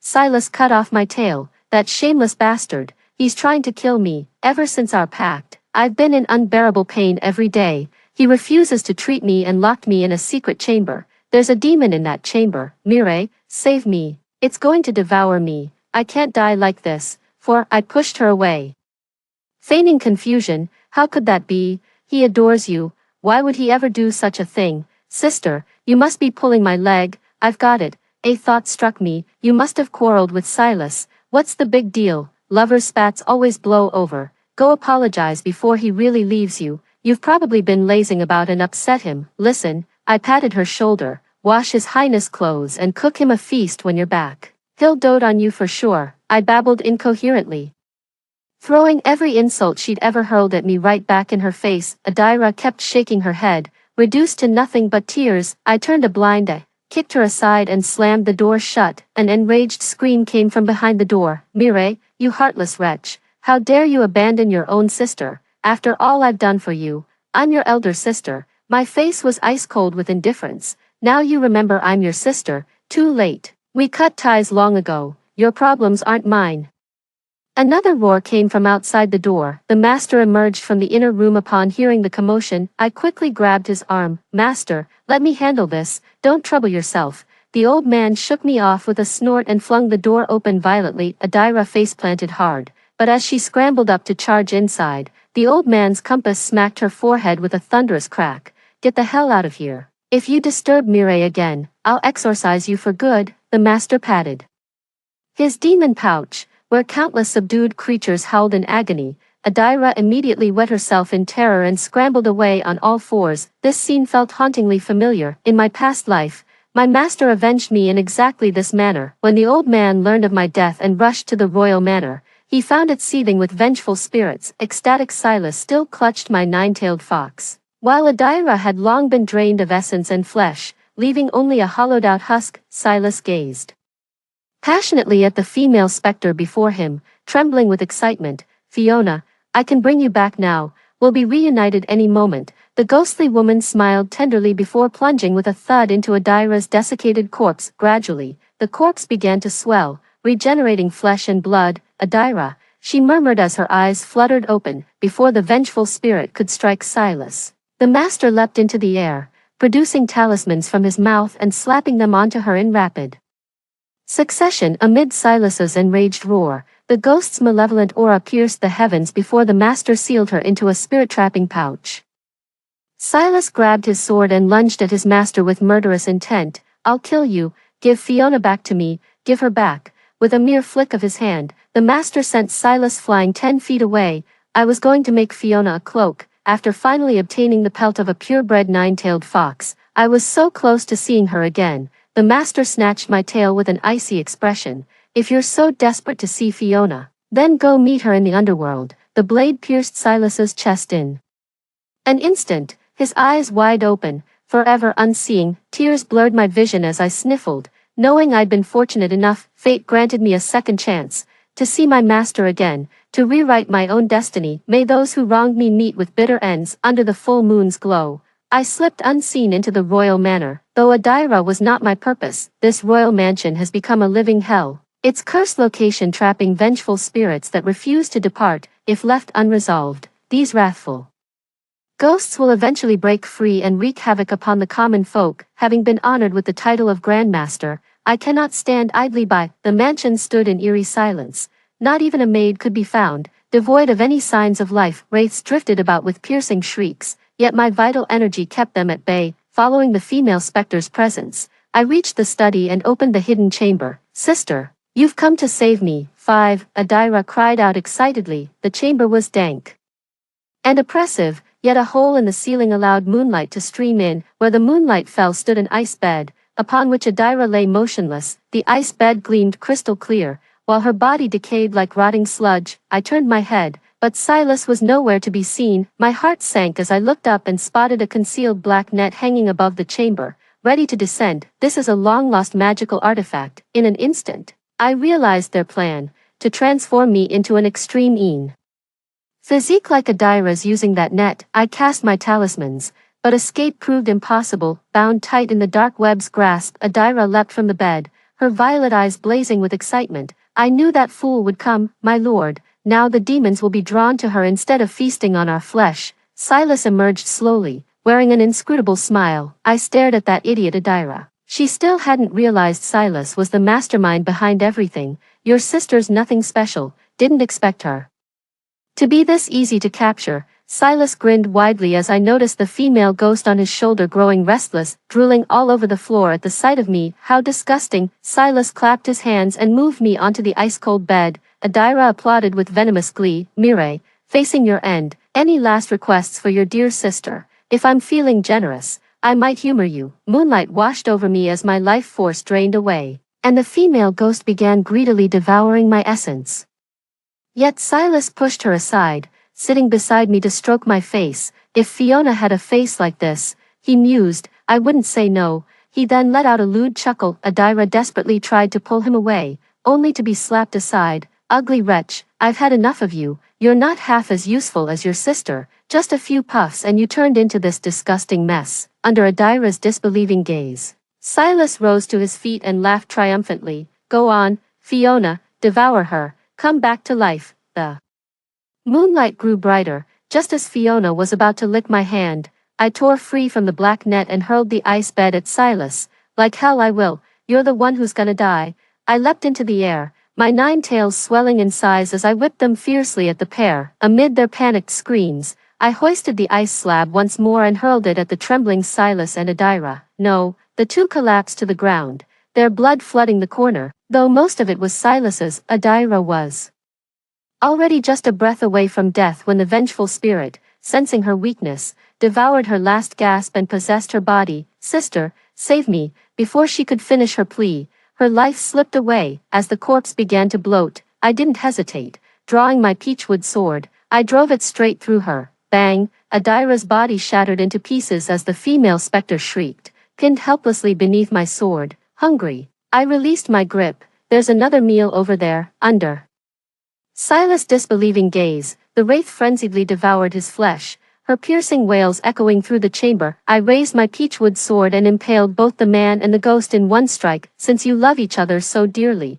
you may die together. This is the romantic ending I've prepared for you." With the creditor dead, the vengeful spirits in the manor lost their will. One by one, I sealed them into my demon purging pouch and affixed purification talismans. No sooner had I finished than the Imperial Guards arrived in full force. I was escorted into the royal palace. The Emperor inquired with evident satisfaction, "Great Master, you've rid our kingdom of evil through tremendous effort. Name your reward." Bowing my head in thought, I ventured, "Any reward. This subject does have an audacious request to make. Speak freely." Drawing myself upright, I met the Emperor's gaze. "Though beast folk and humans share this land, we're divided by rank and privilege. Yet through these events, I've learned one's true nature. Not birth determines worth. Orcs possess innate physical prowess. Harnessing their strengths would bring considerable benefits to our kingdom. I beseech your majesty to permit orc enrollment in our academies, to let those hiding in the mountains live alongside humans,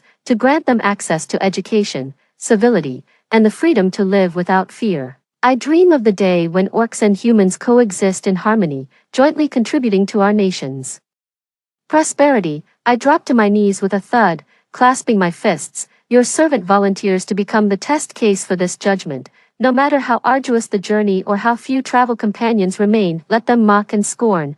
Their words hold no power over me." Under my hopeful gaze, the Emperor finally gave a slow nod. Night receded as dawn's first light broke across the horizon. I stepped slowly out of the palace, certain that the freedom I spoke of would one day come. The end. Next story. My neighbor seems to have been reborn, or possibly returned from an apocalyptic future. She hoards supplies recklessly using her space, buys materials frantically, and has even cut ties with the family who abandoned her in her past life. To report to the authorities, I had no choice but to disguise myself as a good neighbor and secretly observe her. Eventually, to her horror, she found that the apocalypse seemed not to have arrived. As I stepped out of the house I was temporarily renting with the landlord, I happened to bump into Elise returning home. Petite and thin, she looked around cautiously as she went upstairs, always on alert. Due to my professional habits, my gaze suspiciously fell on the numerous shopping bags in her hands. 20 packs of compressed biscuits, 5 boxes of self-heating rice, 2 boxes of instant noodles, 10 cans of meat, 20 packs of sugar, a dozen energy drinks, duct tape, space blankets, blackout curtains. These were all supplies typically reserved for disaster preparedness or relief, given her small stature and delicate limbs. Clearly lacking physical strength, she was not likely an outdoor adventure enthusiast. So what was she buying all these for? Seeing me pause thoughtfully, the landlord simply handed me the keys to apartment 605. She casually reminded me to check out the apartment again if I wished, before leisurely heading upstairs to collect rent. Meanwhile, Elise hurriedly darted into apartment 603. Slamming the iron door as if to evade someone. Soon after, a middle-aged woman holding a chubby child chased up to this floor, desperately pounding on the door. "Elise, you ungrateful wretch, how dare you sell the house behind our backs? I'm telling you, you have to transfer the property to Bryce. If not, don't you dare call me mom. I'll act as if I never had you as a daughter." The woman cursed several times, breathless from exertion. The chubby boy, about 6 or 7 years old, also showed a fierce look in his beady eyes, imitating the adults. He kicked the door a few times and cursed along, "You ungrateful wretch." Pleased with the scene, Elisa's mother then pulled the child into her arms and loudly issued an ultimatum to the people inside. "Next month Bryce is starting kindergarten, and if we can't move into your school district house, I'll see you for being unfilial. I'll also bring Bryce to your company and create a scene until your job is gone, so you can't enjoy your conscienceless good life." She rudely spat several times towards the doorway and walked away cursing. After the commotion in the corridor had completely subsided, the door to 603 slowly opened. A pale-faced Elise stared in the direction the mother and child had disappeared, muttering to herself, not only did you take over my house in my past life, but you cold-heartedly drove me out and left me to die in the apocalypse. How could I be so foolish now that I've been reborn? Such a cursed family, better off without them." The petite girl emitted a surprising amount of hatred, her eyes firmly resolved. As she closed the door, standing unnoticed in a blind spot, I accidentally witnessed the entire scene clearly. Past life, apocalypse. This sounded quite intriguing. Just then, the landlord, having finished collecting rent, came downstairs, her face beaming as she smiled at me. "How do you like it, Miss Fiona? Is apartment 605 to your satisfaction?" "Very much so." After prepaying the deposit and rent, I immediately moved into the empty room. Once I confirmed that apartment 605 had no hidden cameras or listening devices, I casually sat down on the floor. "Carson, pull up someone's records for me, especially medical records. Check if she has a history of mental illness." In less than 10 minutes, my colleague from the Special Intelligence Department sent over Elisa's detailed profile. According to the records, Elise is 26 years old and was employed at a promising news media company. The young woman had saved diligently to buy a studio apartment in a suburb of City A, but 3 days ago, Elise not only quit her promising job but also mortgaged her newly renovated apartment to the bank, borrowing $1 million. At this moment, my 5 years of excellent performance in special intelligence told me that there was something wrong with this girl. Could she really have been reborn? As for the apocalypse, in these peaceful and prosperous times, could it really be coming? Too busy until 2 in the afternoon. I finally finished cleaning the 50 square meter rental. As I was dragging 2 heavy black trash bags downstairs, I ran into Elise from across the hall. She was descending the stairs while making a phone call, seemingly reserving a table at a restaurant. Upon seeing me, a stranger, she scanned me warily. However, seeing my dusty and disheveled appearance, she slowly let down her guard. Thinking of establishing a rapport with the target, I smiled warmly and greeted her. "Hello, I'm Fiona, the new tenant in apartment 605. I'll be counting on your support in the future." Elise ignored me and walked down the stairs by herself. I followed Elise downstairs, pretending to casually carry a heavy trash bag, always keeping a 5-step distance from her. Taking advantage of a few steps ahead, I could clearly see the content on her phone with my excellent eyesight. Elise was browsing a forum discussing post-apocalyptic fantasies and was making a list of supplies to hoard. After descending the stairs,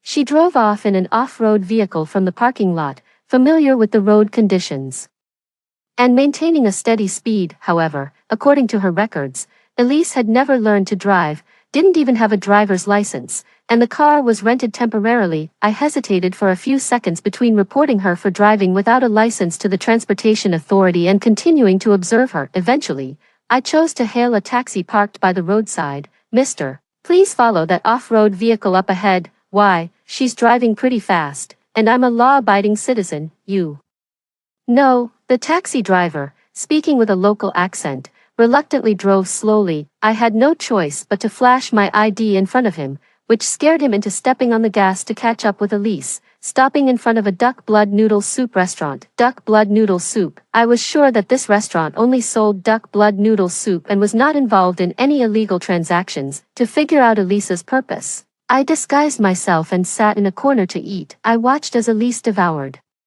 5 bowls of duck blood noodle soup almost without chewing, swallowing the food the moment it reached her mouth, her eating becoming almost compulsively mechanical towards the end. I frowned and noted down my observations. Elisa's behavior was indicative of a stress response from experiencing severe, prolonged hunger. After finishing 5 hot bowls, she even licked the bowls clean. Before leaving, she asked the owner to pack up 50 extra spicy servings of duck blood noodle soup. Elise then ran through several streets, ordering food from different restaurants. As I passed her, I overheard her whispering, "Hee hee, visiting multiple restaurants makes it less noticeable. After all, with so many customers, how could the owners remember what I ordered?" Watching Elise happily bounce into her car and drive away, I shook my head helplessly. "Boss, what did that girl in the white dress order?" "Oh, that young lady. She ordered 50 servings of duck blood soup. It's my first time seeing someone pack so much. I remember it clearly."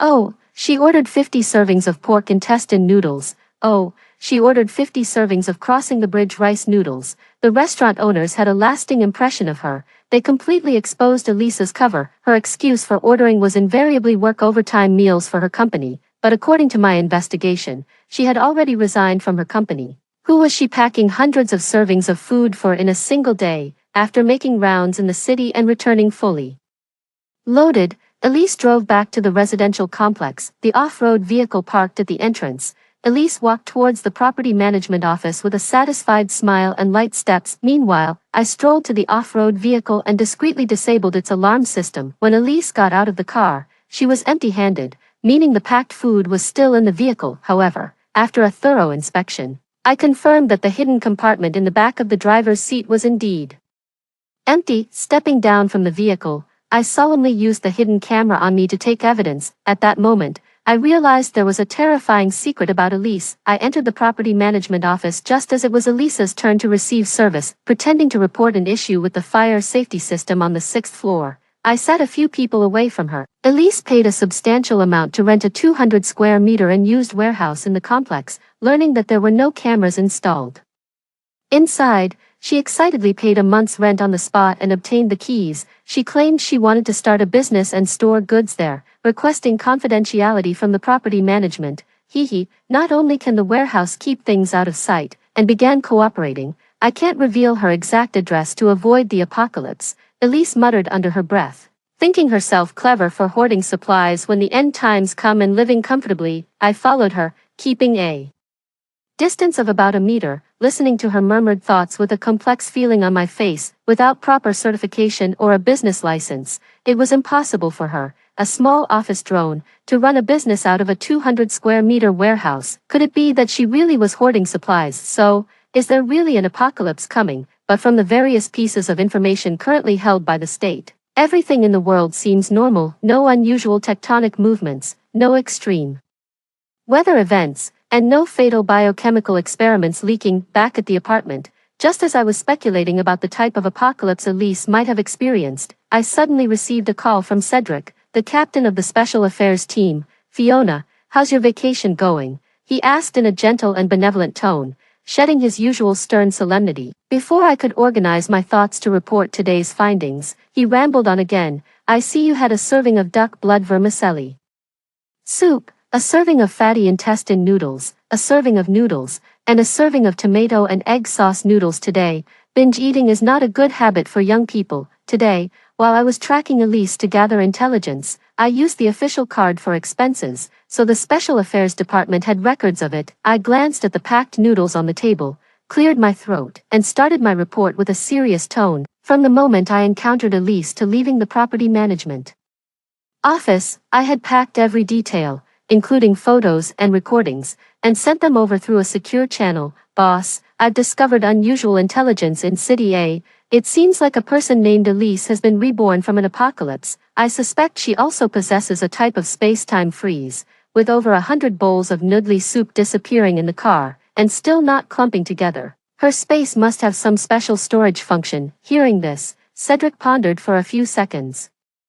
Then I heard him instruct softly, "Lee, schedule a psychological assessment for Fiona." Just as I was about to explain, he rattled off again. "Fiona, is the pressure of working in the Special Affairs Department getting to you? I understand you young people enjoy apocalypse rebirth novels, but don't take them too seriously. Not enough vacation time. I can give you another month and arrange for a specialist to provide you with psychological counseling." Distracted by the 100 bowls of noodles, I then realized that my speculations about the apocalypse were indeed a bit fanciful. Without solid evidence, such information wouldn't be acknowledged by the Special Intelligence Department. So, I must continue observing, proving that Elise is a reborn apocalypse survivor while gathering more information about the apocalypse. Captain, I have to go. What's the matter? My Apocalypse Reborn novel just updated. Goodbye. The next day, fully equipped, Elise left her house early. I followed her to the building materials market, sitting in an inconspicuous van, watching her movements. First, Elise rented a large truck from a dealership, mumbling to herself while picking up the keys. Can't have deliveries to my door. It would expose my exact address post-apocalypse. People became more energetic, and no longer needed any tea. I am a good citizen. I will definitely cooperate with the authorities. He turned around, copied a list of goods from his ledger, and handed it to me. As I turned to head to the next shop, he mysteriously pulled me aside and handed me his mobile phone. On the screen was a group chat full of hardware store owners. The chat was filled with hardware store owners discussing, accompanied by a long list of supplies. Guys, I got a big order today. This morning, a young lady bought a batch of thermal insulation materials from me. And she even asked me to come over tomorrow to install sealed windows and underfloor heating. She came to my place too. Ordered a combustion fireplace, solar panels, and a generator.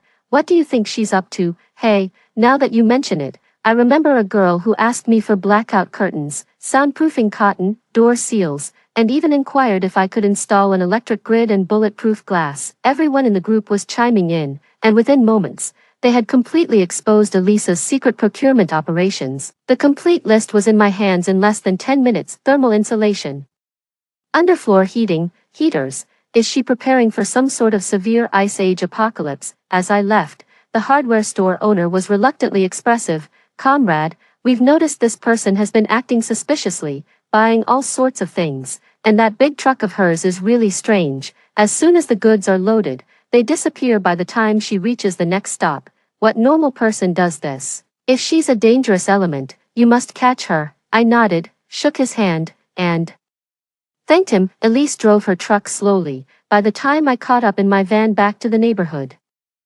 she had just reached the warehouse door. The real drama was about to begin. I immediately turned on the warehouse's internal surveillance and requested a live connection with the Special Situations Department. The property management claimed there were no cameras in the warehouse, but special circumstances called for special measures. Once the live feed connected, Cedric, the head of the Special Situations Department, appeared on the screen with a kindly face. Fiona, I heard you bought a lot of hardware at the building materials market today. What's the matter? Feeling overwhelmed? I think you should stop reading those post-apocalyptic novels. They're getting to you. He spoke with a gentle, smiling tone, surrounded by members of the Special Situations Department. I was speechless for a moment before directly streaming the warehouse's surveillance footage to them. Everyone watched as Elise waved her hand and the goods from the truck moved into a space. With another wave of her hand, she placed them on the empty space in the warehouse. Finally, content, she took out a steaming bowl of spicy intestines noodles from the space and started eating with delight. Everyone was shocked and fell silent. Cedric was the first to recover, frowning uncertainly. Fiona, is this some kind of post-apocalyptic movie? The filming technique is quite unique. Captain, this is live surveillance, I explained helplessly, signaling the technicians on the screen to verify the authenticity of the footage. Several tech experts immediately started analyzing the warehouse surveillance with their computers. After a thorough professional analysis, it was confirmed that those images were indeed not edited. The Special Situations Department members were shocked, exchanging silent glances. Although it was known that there were people with special abilities among the public, a space manipulating ability was unheard of. Cedric, who had always been skeptical about my theories on the apocalypse, also changed his expression. After pondering for a moment, he finally decided to investigate the matter. Fiona, did you get the list of materials Elise bought today? Yes, Captain. Carson, take the list and a search warrant to the warehouse tomorrow. Say it's to inspect for unauthorized construction. Calvin, pull up all surveillance footage of Elise from the past month and investigate her activities. Haley, thoroughly check recent unusual reports, especially those related to climate change. Fiona, try to make contact with Elise. I need more evidence. Understood, Captain. For the Special Situations Department, it was an unbelievable night. The information I currently held was still insufficient to convince the vast machinery of the state to act, but at least, the apocalyptic issue was making some progress. That night, Elise slept deeply, unaware that her information was fully exposed to the authorities. Early the next morning, she resumed her hoarding behavior like a hamster. Stocking up, following a list from an apocalyptic post, Elise drove to the largest local wholesale market. I followed in a van, with Carson, a technical expert skilled in tracking and eavesdropping, sitting beside me. This meant I no longer needed to keep close tabs on Elise myself. She started by hoarding a large amount of food at the wholesale market: 500 cases of bottled water, 200 cases of instant noodles, 300 cases of compressed biscuits, 100 cases each of self-heating hot pots in 5 flavors, 500 cans each of pork, beef, lamb, and fish, 200 bags each of salt and sugar, 100 gin of cured meat, spicy beef hot pot, mushroom beef, curry beef, so many flavors of hot pot to slowly enjoy. When the time comes, no matter how much those ghostly family members beg, I won't open the door or give them anything. I want them to freeze and starve outside, to taste the despair I felt in my past life. In a deserted corner of the wholesale market, while Elise couldn't help but cover her mouth and giggle, muttering under her breath, to observe her closely, I got out of the van and stationed myself not far from the corner. After hearing her mumbling, I frowned and remotely connected with Carson in the van to make sure the eavesdropping was being recorded, then asked again, Lee, are you sure she doesn't have a history of mental illness? Then, Elise moved on to sweep through the living supplies area. She picked up 200 sets of winter clothes, including pants, coats, and quilts, 200 boxes of disposable underwear and socks, 100 boxes of sanitary pads, 50 boxes each of toothbrushes and toothpaste, binoculars, cartridge stoves, alcohol stoves, oxygen tanks, gas masks, high-rise survival ropes. She also collected small weapons like Swiss Army knives, stun guns, and pepper spray. Seeing the list of weapons, I clicked my tongue in regret. What a pity, Elise is still too timid. If only she was bold enough to purchase firearms through illegal channels, I could have simply taken her in. It would have been so much easier to bring her in for a talk officially. From morning till night, Elise went home with a van full of goods. Of course, what she took was only a small part of her total supplies. Due to her massive demand, the wholesale market needed more time to arrange everything. Fiona, are we really going to let her have all this? She borrowed the money from the bank to hoard these supplies. If it really were the apocalypse, she wouldn't have to pay it back. It's like she's aiming to get everything for free. Carson was dumbfounded as he filled 10 pages of A4 paper with the long list of supplies. Clearly indignant, I thought for a moment and shook my head. She won't get it. The market authorities will soon catch on to her. I'm calling the police to catch you all. She tenderly helped up Elisa's father and took out her phone to call the police, but was stopped by the guilt-ridden Elisa's father. I curved my lips into a smile and casually picked up Bryce, who was coming at me with claws and fists. Go ahead and call the police. I want to see if the police will handle your kidnapping and human trafficking case. Elisa's mother panicked, rushing over like a mother hen trying to snatch back her son. Bryce, let go of my Bryce. Elise is my biological daughter. What human trafficking? She held the frightened Bryce and argued loudly, but clearly lacked confidence. As the sound of approaching police sirens grew closer, the guilty members of Elisa's family quickly got into their cars and fled. Whimpering, Elise squatted on the ground, hugging her knees and sobbing painfully, her cries giving me a headache. The team leader wanted me to make contact with the target person, but I felt like I had gotten myself into big trouble. Elisa's front door was kicked down, so I had no choice but to temporarily take her back to my apartment. As she nestled in a corner of the sofa and sobbed softly, I reluctantly handed her a notebook. Is this notebook yours? The cover boldly read, Survival Guide to the Apocalypse. It was indeed the little notebook Elise used to list her apocalypse survival plans and supply lists. Elise, initially immersed in the sorrow of her family's preference for males over females, suddenly woke up. She quickly looked up and snatched the notebook back into her arms, her face full of wariness. Rebirth and the apocalypse were her biggest secrets, which she absolutely could not let slip, pretending to be unaware. I smiled at her kindly. I was just trying to find the owner of the notebook. Sorry for taking a peek. Are you a writer, or just interested in apocalyptic themes? I see you've written quite a bit about apocalypse-related materials. Caught off guard, Elise nodded frantically.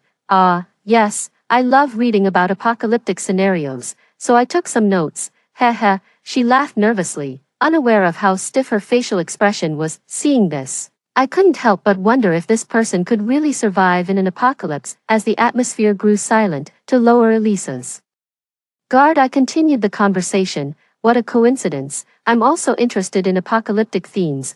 Although it's a bit presumptuous, I must say some of the information you've collected seems a bit off. Perhaps because of my gentle tone. Elise gradually calmed down. She tilted her head and finally couldn't resist asking out of curiosity, "Where is the mistake?" I easily tricked the notebook out of her hands again, cleared my throat, and began to correct her. "For example, you've stockpiled generators, but generators generally need batteries, and battery resources are consumed too highly. You might try hand-cranked or solar ones. Stockpiling firewood for burning isn't feasible, as smoke on high floors can't be concealed and may expose your location. For calcium and protein, don't buy milk as it easily spoils. Consider protein powder or vitamin pills instead. For the issue of using the toilet during water outages, I wouldn't recommend cat litter. Instead, try compressed rice husk bedding used in farms, which after use can also be composted to significantly reduce waste. Lastly, if you're lacking practical knowledge,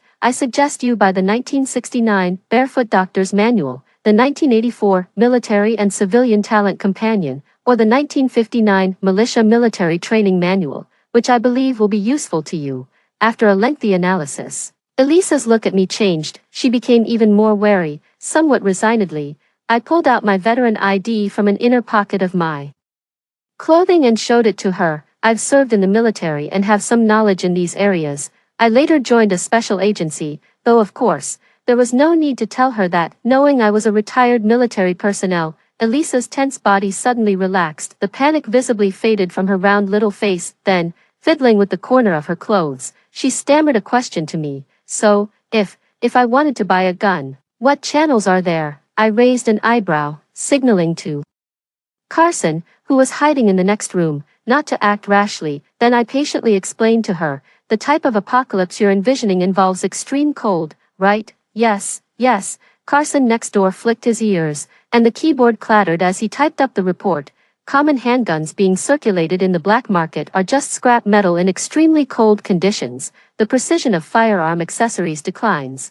Gun oil goes bad, and it's easy for the guns to jam or misfire. Moreover, firearms wear out, and bullets have a shelf life and are easily scrapped. All in all, for ordinary people, cold weapons are more practical." After this analysis, Elise felt dizzy and couldn't understand a thing. However, she was relieved to finally understand one critical thing. With her own intelligence alone, she simply couldn't survive in a post-apocalyptic world. So, Elise decided to find teammates and stick with them. Elise cautiously stood up, drew the curtains, and locked the door. Then she sat next to me, her face tense, and took my hand solemnly to reveal the biggest secret of her life. "What I'm about to say might sound incredible, but you must believe me." "All right, go ahead," I nodded to reassure her, guessing what she wanted to confess. Elise took a deep breath and finally made up her mind. "Actually, I was reborn from a post-apocalyptic world." Under her anxious gaze, I showed no sign of surprise. "Do you have any evidence?" I neither believed nor disbelieved her outright.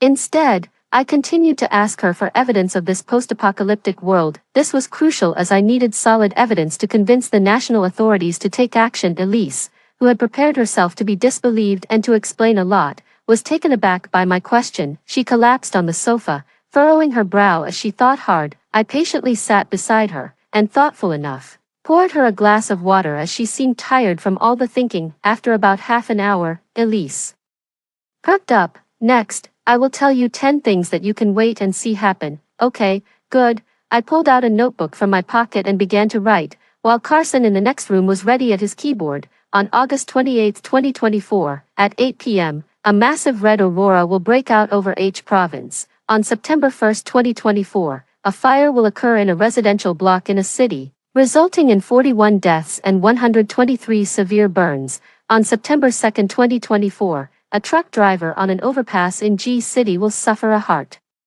attack, causing a chain reaction crash with many casualties. On September 5, 2024, a magnitude 7 earthquake will strike D region, causing countless injuries and deaths. Elise slowly recalled each major news event from that year. Luckily, she worked in the media and was highly sensitive and attentive to such information. She not only remembered the precise dates and locations but could also recite detailed data. These events included natural disasters and human accidents, and if they came true, They would prove her claims. I focused on taking notes, while Carson in the next room was fiercely typing away. After stating these predictions, Elise completely collapsed. "Do you believe me? You don't think I'm crazy, do you?" As I left, she suddenly grabbed my hand nervously. I smiled and nodded, handing her a bank card worth 200,000 yuan. "I believe you," since Elise acknowledged that we were teammates. She moved into my house. Even the next morning, she suddenly started dragging me to stock up at the grain market. I sat in the passenger seat of the truck, chatting with her sporadically while organizing clues about the details of the apocalypse: lack of water resources, temperatures as low as -70 degrees, damaged power networks, communication cutoffs, transportation halts, and national order collapsing. Elise reached the grain warehouse. "Sir, I'd like to buy 1,000 bags of rice. 50 tons, sorry, there's a limit on grain purchases now. A single person can only buy 2 bags. Would you like them?" Elise then went to the farm. "I need to purchase 30 tons each of cabbage, rapeseed, spinach, and scallions, plus 40 bags of seeds for each," said the customer. "Sorry, but there's a limit on vegetable purchases right now. How about I weigh out a few fresh pounds for you to stir-fry at home?" The shop owner replied. Elise arrived at the slaughterhouse. "I'd like to buy 200 live cows, sheep, pigs, and chickens each, and 5 tons of fresh meat," she requested. "Sorry, there's a limit on meat purchases now. How about just taking a chicken home to stew?" the shop owner suggested. After shopping around, the corner of Elisa's large truck was still unfilled. Faced with the sudden imposition of food purchase limits, she turned pale and nervously grabbed my hand. "What's going on? Has something happened?" At that moment, I was wearing headphones, listening intently to a series of reports from Carson. Hearing her, I gently closed my notebook and shook my head. "It's nothing. If anything,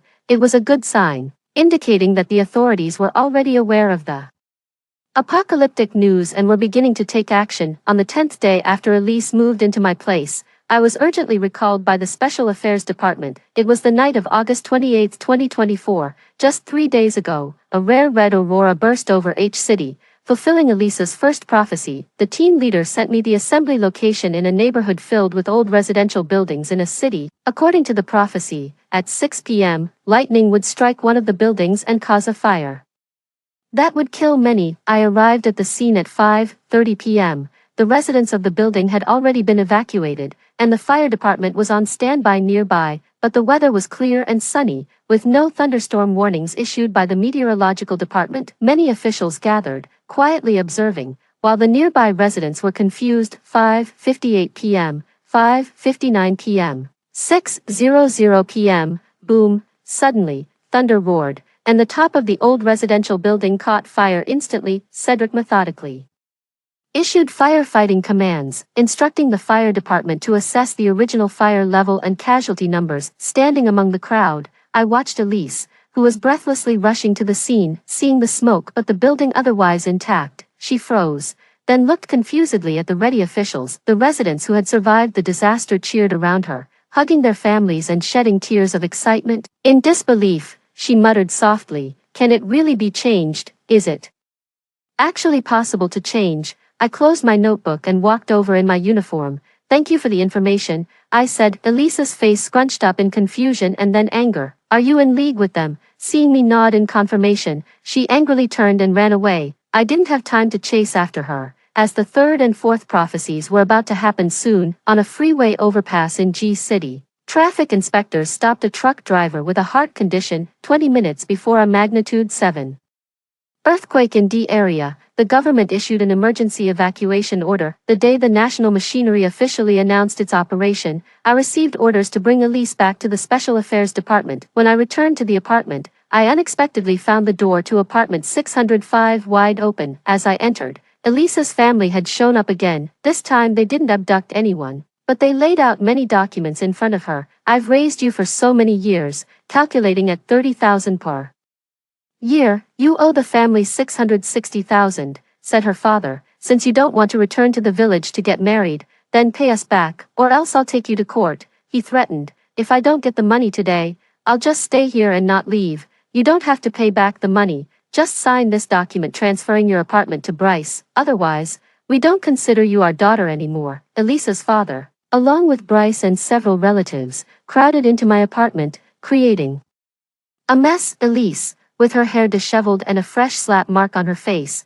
was pressed by her mother to sign at the table. Seeing her daughter refusing to sign, Elisa's mother raised her eyebrows and was about to slap her again when I stepped forward and grabbed her wrist, pushing it aside. "Ouch, now you're hitting people," she exclaimed. "I'm going to sue you." The thin, frail woman pretended to be hurt and lay on the floor, refusing to get up. The surrounding relatives initially wanted to step forward, but last time, after being kicked by me, he was too scared to do anything but quietly stay put. I pulled Elise behind me and dialed the phone with an expressionless face. "Captain, I'm bringing someone back now. There's an unauthorized entry into my private residence. Can you get some people from the neighboring unit over here?" Elisa's father lunged at me, trying to snatch my phone, but a kick from me subdued him again. Seeing that I was really calling for help, Elisa's family scattered in all directions. Once everything calmed down, Elise clung to me and began to sob uncontrollably. After she cried her tears dry, I patted her on the shoulder. "Wipe your tears and come with me." "Where to?" Elise took the tissue, her eyes red as she sniffled. I pulled out a badge from an inner pocket of my clothes and flashed it in front of her. "Fiona from Division 1 of the Special Affairs Department. From today on, I'm officially your protector. The higher-ups want to see you. Come with me." Until she sat in the special interrogation room of the Special Affairs Department, Elise still hadn't snapped out of it. Outside the interrogation room were various leaders and researchers from China. This morning, they had finally received a disturbing report from the team of scientists. The report indicated that, for unknown reasons, the sun was rapidly aging and had reached the status of a red giant star. This was catastrophic news. The Chinese authorities were now fully convinced of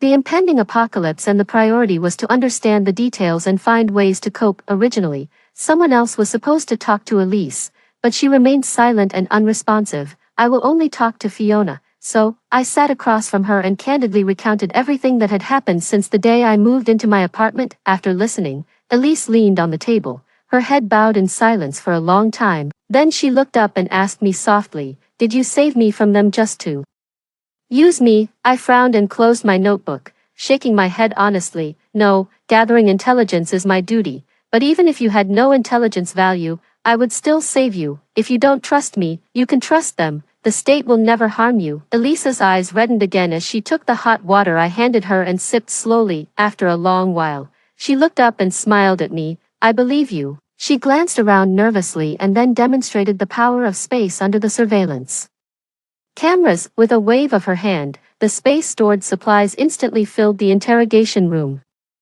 Seeing this, the insiders exchanged knowing looks, their faces grave. Someone quickly came in to take the items out for verification. Then Elise sat down and began to recount her memories of the apocalypse from her previous life. "We're 1 month away from a solar flare eruption. The severe electromagnetic pulses destroyed satellite equipment and disrupted electronic signals. A geomagnetic storm swept across the globe, and electricity was instantly lost. Then the sun entered a weak phase, and global temperatures plummeted to -70 degrees Celsius. In the extreme cold of the apocalypse, species went extinct, and everything was buried under blizzards." As she spoke, the faces of those in the know grew more serious. After Elise finished, Carson came to take her to a designated dormitory for rest. The internal meeting was intense, and I was called aside by the head of the Special Affairs Department. "Cedric, Fiona, thank you for your efforts." I shook hands with him. "Serving the people." After that day, China's apocalypse plan officially started. The senior officials held a press conference and urgently called on the entire population to start preparations. Elise didn't want to be confined to the Special Affairs Department and watched the apocalypse preparations under the accompaniment of security. "Fiona, why are underground shelters being built? The steel and concrete of skyscrapers will deform and burst under rapid freezing, and they won't last long before collapsing." "Fiona, what are they burying?" she asked. "It's a geothermal pipeline system to maintain subsurface temperatures and prevent the soil and groundwater from freezing," I explained. "Fiona," Elise chattered away, asking all sorts of questions until she suddenly fell silent. "What's wrong?" I asked, checking the blueprints for the underground structure. When I noticed Elise had gone quiet, she looked down nervously, her fingers tightly twisting the hem of her clothes, her voice so low it was almost inaudible. "Fiona, am I being selfish?" she murmured, knowing the news of the apocalypse, but only focusing on hoarding supplies for myself. I could have saved so many people if I had reported it to the nation. Tears the size of beans slid down her cheeks, which she hastily wiped away with her hand. I paused for a moment, then handed her a tissue. After a moment of thought, I reached out and comforted her by patting her head. "You've done very well," I reassured her, "because of your rebirth. We were able to learn of the apocalypse and start the national machinery in advance. Your very existence has given hope to millions." Elise lifted her tear-stained face and stammered, "Really, yes." Upon receiving my earnest reply, she couldn't hold back any longer and burst into tears, throwing herself into my arms. "Fiona, I'm so glad to have met you." A month later, the extreme cold apocalypse Elise had spoken of indeed arrived. The first challenge of the apocalypse was the environment. Temperatures dropping to -70 degrees Celsius would result in the death of 80% of the population. The nation announced the locations of shelters 5 days in advance and declared a full evacuation. Each underground shelter was vast, with walls made of thick insulation materials that blocked out the cold air. The shelters were equipped with central temperature control systems to maintain a basic living environment. All citizens orderly registered their information, accepted their allocations, and received basic supply packages. A new order and currency of credits were established, turning all labor contributions and surrendered materials into points. The second challenge was food. In harsh survival conditions, countless people died from hunger or violence over a few morsels of food. In the last month, the nation centralized control over the national granaries and urgently harvested crops from all regions: wheat, soybeans, corn, sweet potatoes, and highland barley, vegetables and fruits were dehydrated and turned into comprehensive nutritional packs. Food processing plants produced large quantities of compressed biscuits, energy bars, rice packs, noodle cakes, and seasonings. Livestock such as pigs, cattle, sheep, and chickens were sent to slaughterhouses, and aquaculture farms were drained for harvesting. The extreme cold apocalypse served as a natural freezer, allowing fresh meat to be stored, besides being processed into canned goods and jerkies. Basic supply factories added production lines, stockpiling essential items like toilet paper for 10 years' worth of use. As for water resources, each shelter was built near a stable underground water source. Research institutes introduced large, advanced water purification devices, ensuring 70% of water resources were recyclable. The third challenge was production and communication. Resources were constantly being consumed, and production was necessary to avoid depletion. Before the apocalypse, the nation widely promoted low-temperature cultivation techniques and developed frost-resistant seeds. Batches of preserved livestock and fish species were distributed across the regions. After population migration, each shelter rapidly recruited labor to expand underground planting and breeding bases. Technical talents nationwide were summoned to expedite the transfer of electricity and communication systems underground.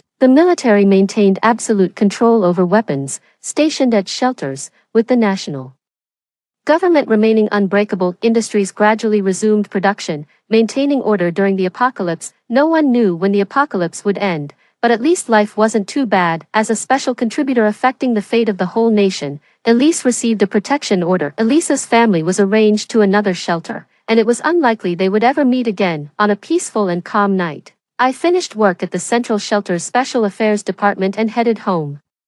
Elise knocked and peeked in, then breezed into the room. She pulled out supplies from her space, casually setting a table full of dishes. "Today, sister's treating you to hot pot. From now on, we'll eat well and live a beautiful life," she declared. Her supplies hadn't been confiscated. It was allowed by the higher-ups. I took out some cola I exchanged with credits from the cabinet and placed it on the table. The rich scent of butter wafted through the room, steam rising everywhere. As we ate, Elise started laughing, but soon her eyes welled up with tears as she looked up at me. "It feels like the apocalypse has come, and yet it hasn't," she said. I picked up a fish ball with my chopsticks and placed it in her bowl, smiling. "You saved them, you saved everyone." She took a bite of the fish ball, scalding her mouth with the hot broth and struggling to speak. "Fiona, do you think the apocalypse will ever end?" she asked. I took a sip of the hot soup, smiled, and didn't answer. "It will. This united nation has endured countless hardships and still stands strong.